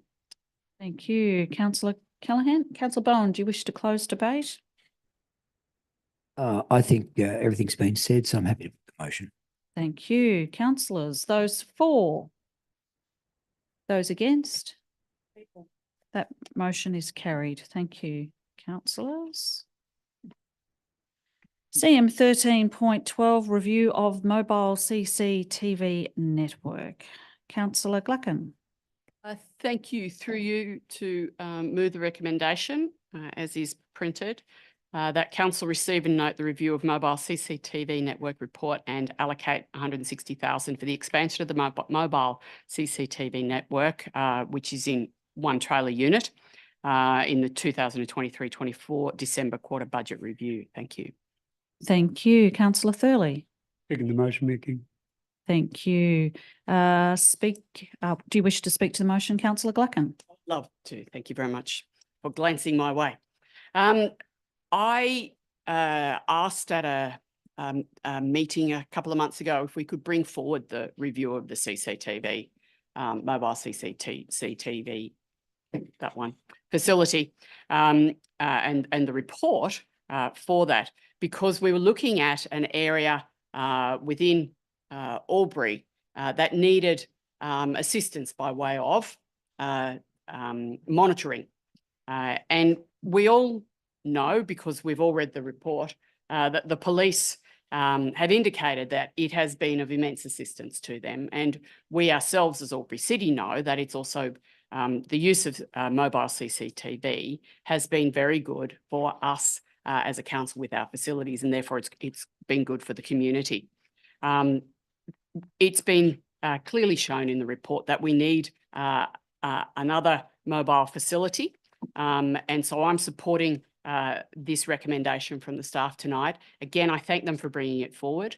And I believe it will be very interesting to see in another year's time, after we've had the introduction of the second facility, in another year's time, to then look at how that has been able to be deployed, the areas of deployment, and then again to assess whether or not there is additional requirement for further within our community. Thank you. Thank you. Speaker 4, Councillor Callaghan. Thank you, Mayor King. Yes, I'll be speaking for the mobile CCTV trailer.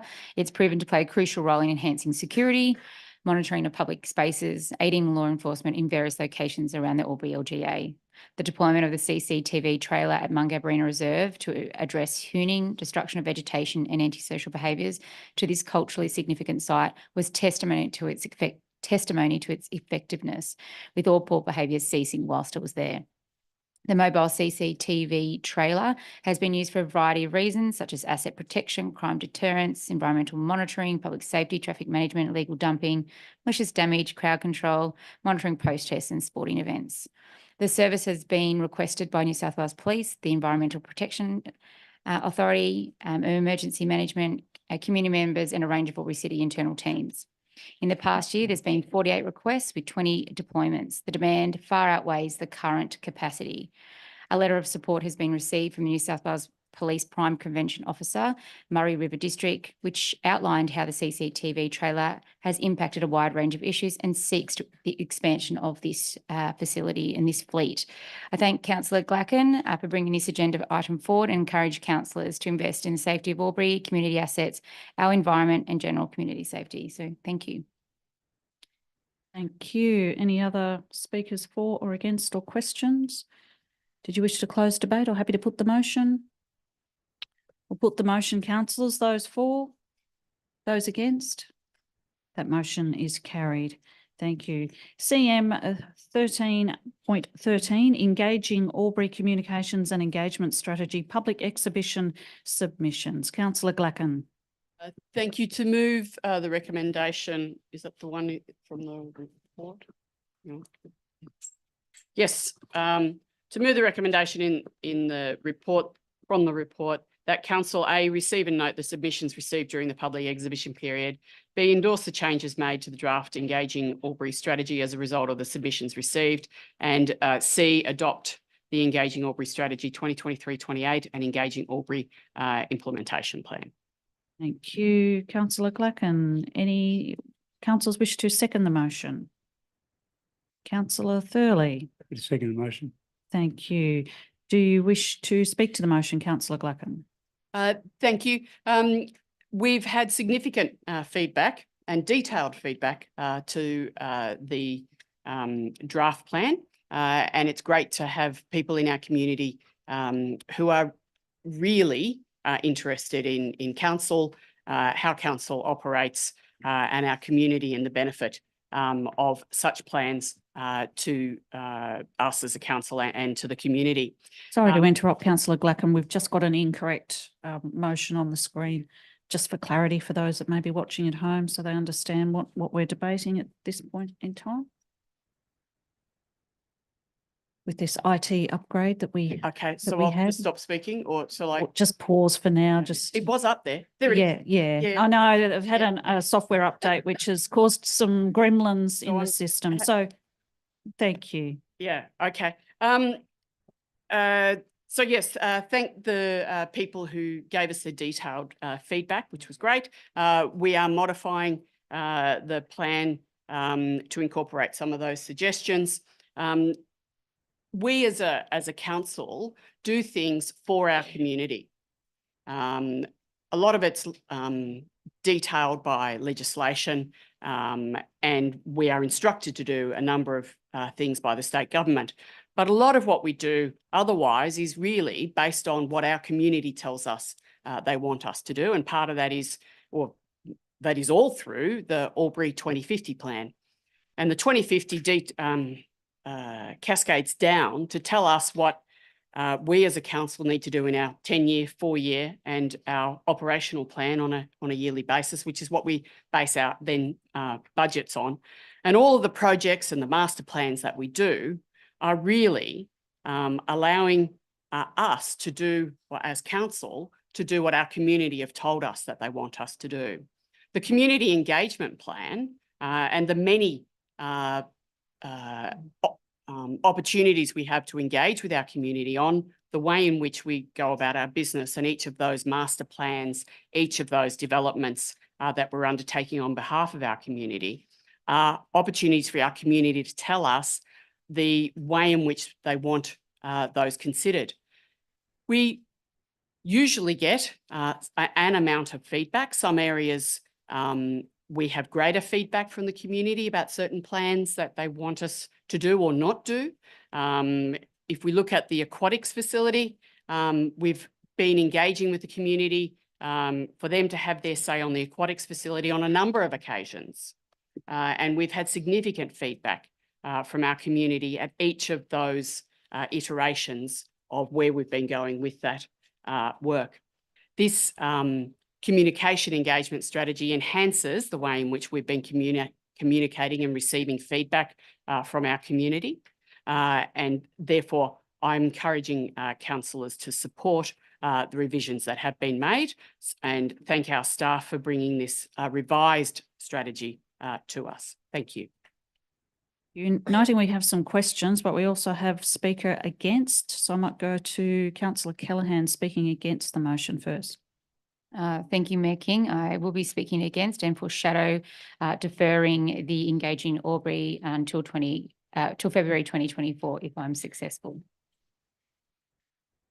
I shall continue to speak against the motion now, or is that okay? Yep. Speak to your or foreshadowing the motion, just to clarify. I'm against. I'm here. Perfect. Thank you. Thank you. During the process of seeking to understand how we can better engage our community, Albury City received 10 submissions from a population of 56,000 people. 8 through Have Your Say, 1 via an email directly to the CEO and 1 via email to info@Albury City. And I think we can do better. These poor and glaring numbers demonstrate that we have not reached our community on how Albury City can best engage our community. Perhaps our methods may need to adapt to the community demographics and seek responses rather than expecting people to come to us. Option 1 on page 180, which is recommended for endorsement, suggests that the draft strategy has already undergone significant community consultation. And I would disagree that 10 submissions is actually insignificant. I would like to see further community feedback and more rigorous options available to ascertain the best way to engage and communicate with our community. I cannot endorse the Engaging Albury this evening, as I believe there is more work to be done, and I would like to defer the agenda item tonight. Thank you. Thank you. Question, Councillor Edwards. Thank you, Mayor King. Through you to the relevant member of staff, and sorry if I missed this somehow in the report. But the implementation plan was not attached to the agenda. So I'm just wondering, was there any changes made to the implementation plan, or does it remain unchanged? Mr. Hennon? Thank you very much for your question, Councillor Edwards, and through you, Mayor King. The implementation plan, the annual plan, went out on public exhibition at the same time as the strategy. No submissions were received in relation to that, nor asked for any changes to the implementation plan, so it will remain as is. Thank you. You question, Councillor Bowen? Thank you, Mayor King, and thank you for bringing up the amount of submissions, Councillor Callaghan, because I was going to ask about, I thought we'd only received 10 odd submissions, thinking that was quite low. I have a question though, if I may. How many pop-ups at community events were there for this strategy, and where were they held, please? Mr. Hennon? Thank you very much for your question, Councillor Bowen, and through you, Mayor King. The engagement was, in fact, extensive in relation to engaging Albury. As I've alluded to in previous reports, our engagement occurs in 2 steps. The first one is before the draft strategy is even written. And during that process, we had 5 weeks of engagement. There were media releases, there was border mail content, all about Albury and Have Your Say. Subscribers, over 5,000 people received direct messaging. There were face-to-face listening posts to answer your question, Councillor Bowen, directly. 3 full days at shopping centres occurred at that time. Riverside Vibes was ongoing at the same time. Over that weekend, we had 2 solid days of consultation where we spoke to hundreds of community members, handing out hard copies of survey and also seeking their feedback on engagement. Our social media post impressions meaning the number of times our content was shown to users, was 9,969 times. In addition to that, we also did internal consultation where I gave presentations to youth council, councillors, executive, communications team, service leaders. And based on all of that, we brought all of that feedback together and then wrote the actual draft strategy itself. So that was the pre. So that was the prior to. That was prior to Thank you. Public exhibition. And since the. Since then, I took that to council and we were asked to engage for a minimum of 28 days. We then went out to consultation for 38 days.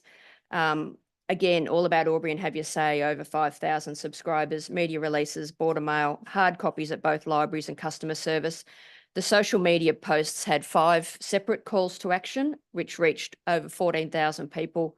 The draft strategy was downloaded 77 times and the action plan 40 times. And I would conclude by saying the visibility of the draft strategy and action plan was very high, but this doesn't always directly correlate with high submissions, particularly if those exposed to the draft are satisfied. When it comes to public exhibition of a document, we hope we've done the front end right. So that's where a lot of submissions come in, and we received 138 submissions at that point, in addition to all the other ones that came through other methods. Have Your Say was 138. That informed the strategy. We then went to public exhibition after that. So we want to see that we received, the fact that there was only 10 after that is an indication that there was a high level of satisfaction given the amount of extensive consultation that we did undertake. Thank you. It's an indication of that, or that not enough people saw the plan. I would like to add.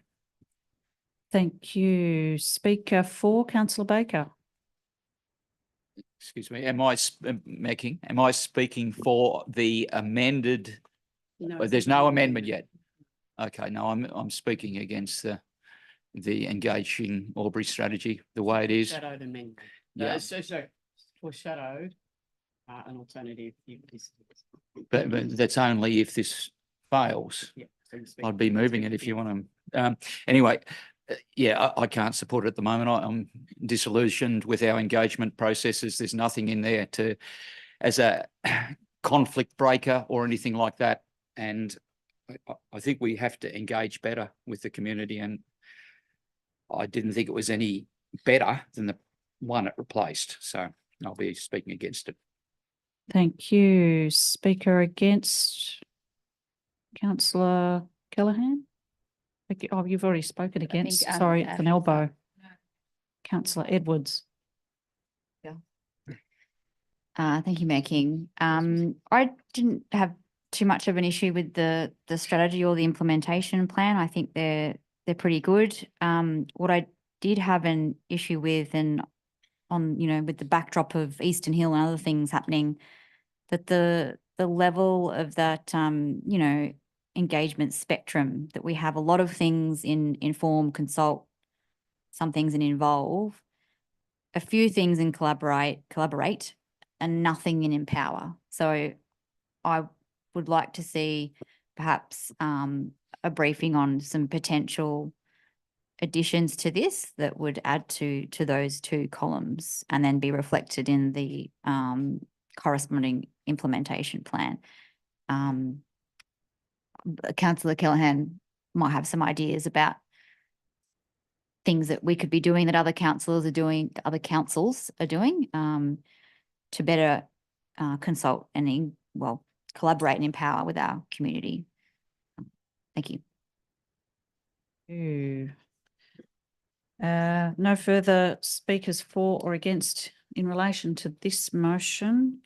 To sum up, Councillor Gluckin.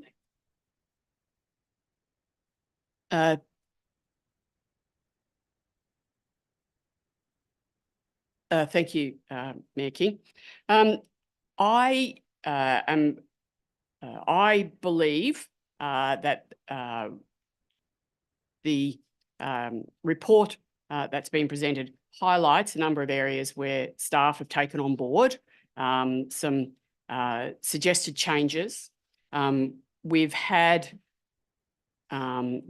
attempted to communicate the plan at a couple of different stages, or the draft plan at a couple of different stages in the process of redeveloping the draft plan. And we've had some feedback from the community, initially significant feedback, and then less with the revised draft plan that was being presented to council. Just because we've had 10 people feedback in that final stage doesn't mean that it wasn't communicated to our community. It doesn't mean that people didn't look at it. It was downloaded a significant number of times. There was community opportunities through the shopping centre days that were undertaken. It's been provided through various forms, including print media, which is also online. There has been significant consultation undertaken with our community for this strategy. And I remember well as having been here on council for some significant period of time, that there were occasions when we would receive feedback from 3 or so people with reference to the annual budget. It didn't mean we were not communicating and making that plan available to our community. It just meant that there were only 3 people who wanted to have input into that budget. So just because there were 10 people who have responded to this strategy, having gone out for the second time, it doesn't mean that our community was not consulted, and it doesn't mean that our community is not happy with that revised strategy. So my intention is to support this strategy tonight, acknowledging the submissions that have been made by the public, acknowledging the work that has been undertaken by the staff, and in the understanding that there are always future opportunities for things to be reviewed, for further work to be undertaken, and another version of the plan to come in the years to come. There is no, and there is also no reason why further engagement can't be undertaken with council to look at the ways in which refinement of the implementation may be undertaken, as Councillor Edwards has suggested. And our community will continue to provide us with feedback. We don't want feedback from our community just in specific allotments. We want our community to continue to feedback to us, as they so often do, even if we haven't got something out for community consultation specifically. We are always receiving feedback from our community. So I encourage the councillors to support this tonight. It is a plan. Council is always changing. Plans are always changing. Allow our staff to implement this, review how that goes, and then we can have another look at the plan after that. Thank you very much. Thank you for closing debate. I'll now put the motion. Those for? Those against? That motion is lost. We now go to Councillor Callaghan's motion. Foreshadowed. Yeah, the foreshadowed motion. Speak to them. We'll just wait until your motion appears on the screen. Apologies again, we've had a few technical issues.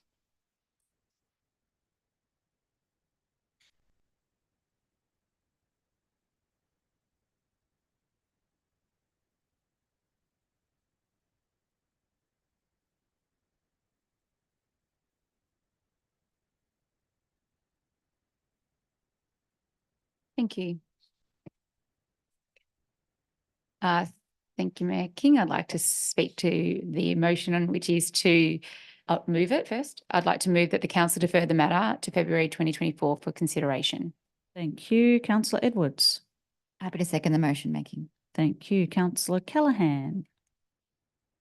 Thank you, Mayor King. Yes, I would like to speak for the motion.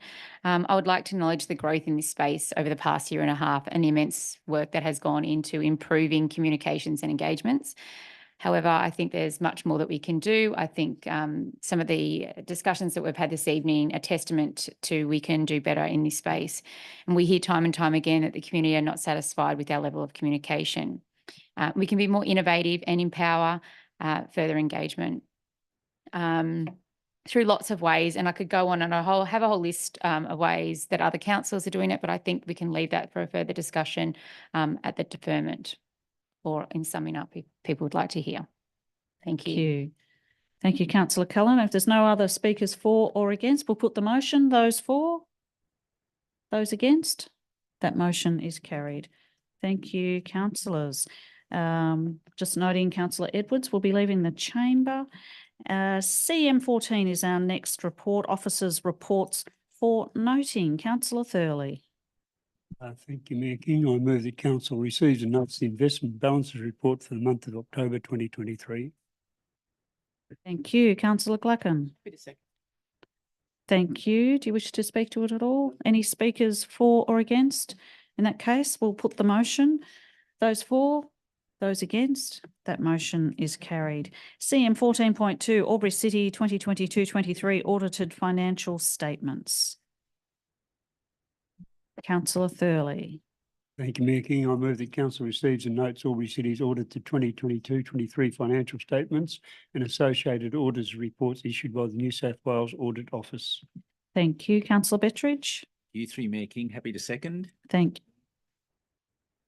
you. Happy to put the motion if there's no, or wish to speak to it first off, sorry. I'd just like to note that this, given the problems we had last year, this was a great result this year, and we were given word of praise from the Audit Office, and our ARIC was also very happy with the result. Thank you, Councillor Thurley. If there's no other speakers for or against, happy to put that motion. Those for, those against, that motion is carried.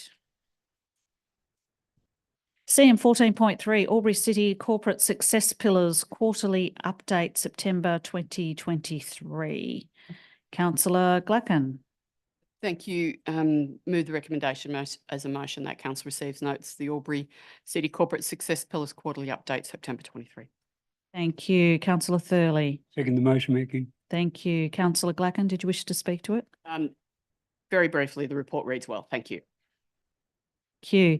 No speakers for or against, so we'll put the motion. Those for, those against, that motion is carried.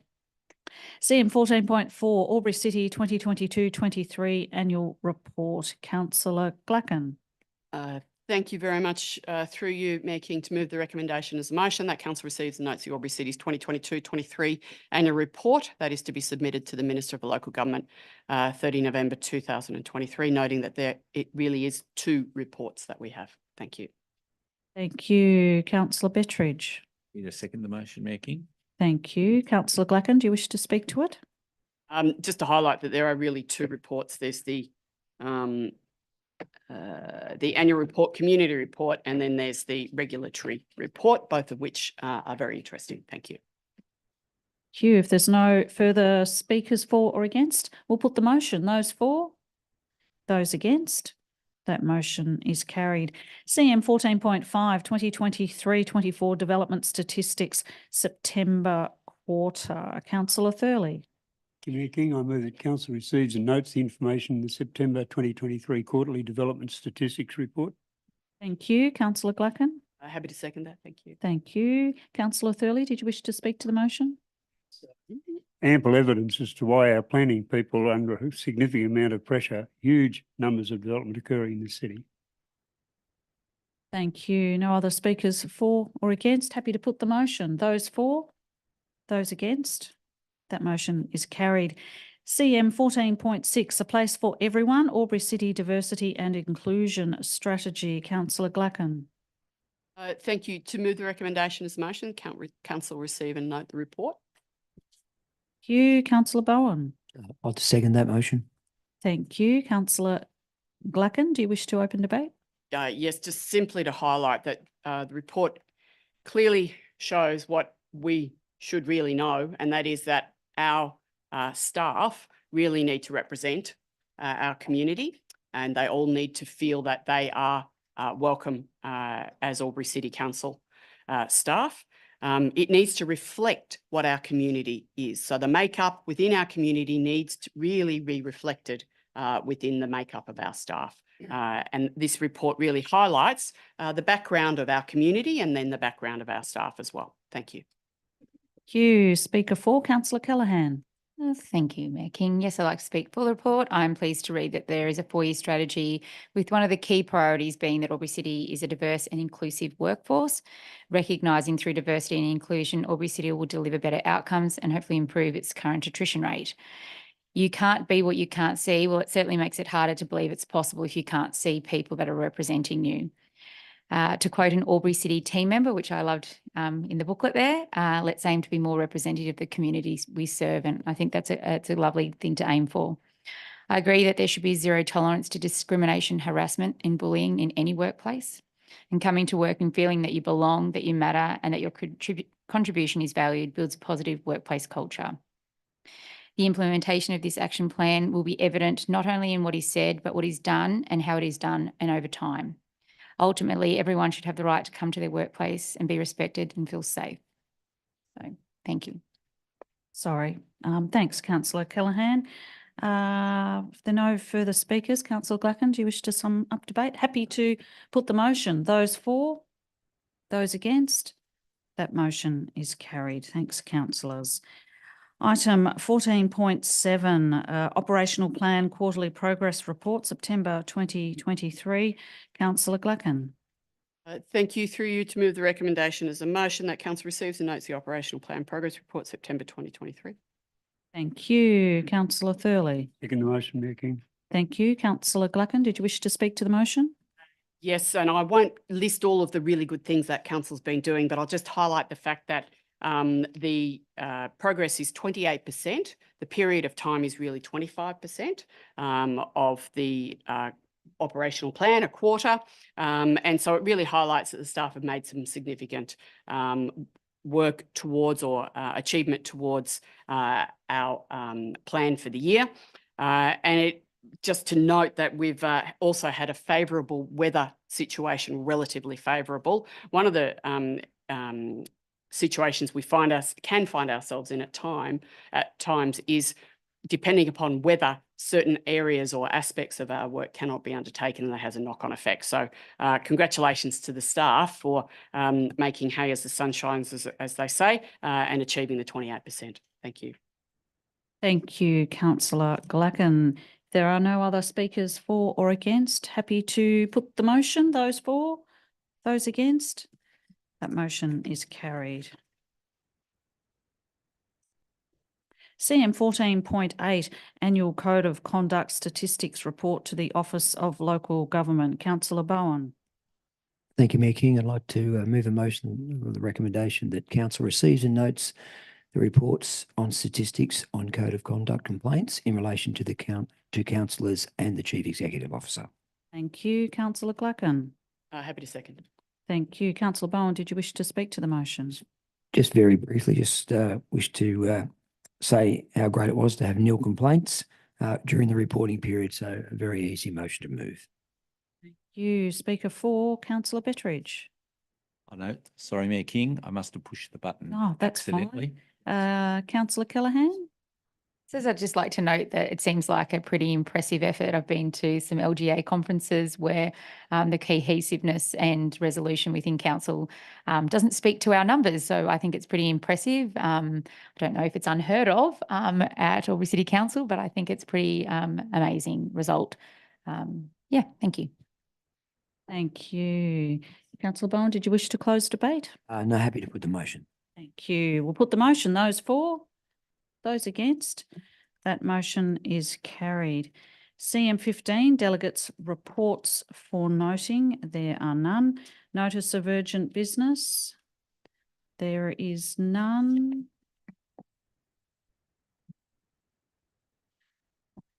CM 17, Confidential Matters. Councillor Glacken. Thank you. I'd like to move that we move into confidential.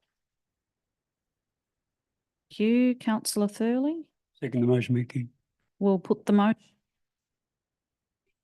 Oh, sorry. Yes, please read it. Sorry. Yeah, we've got that bit.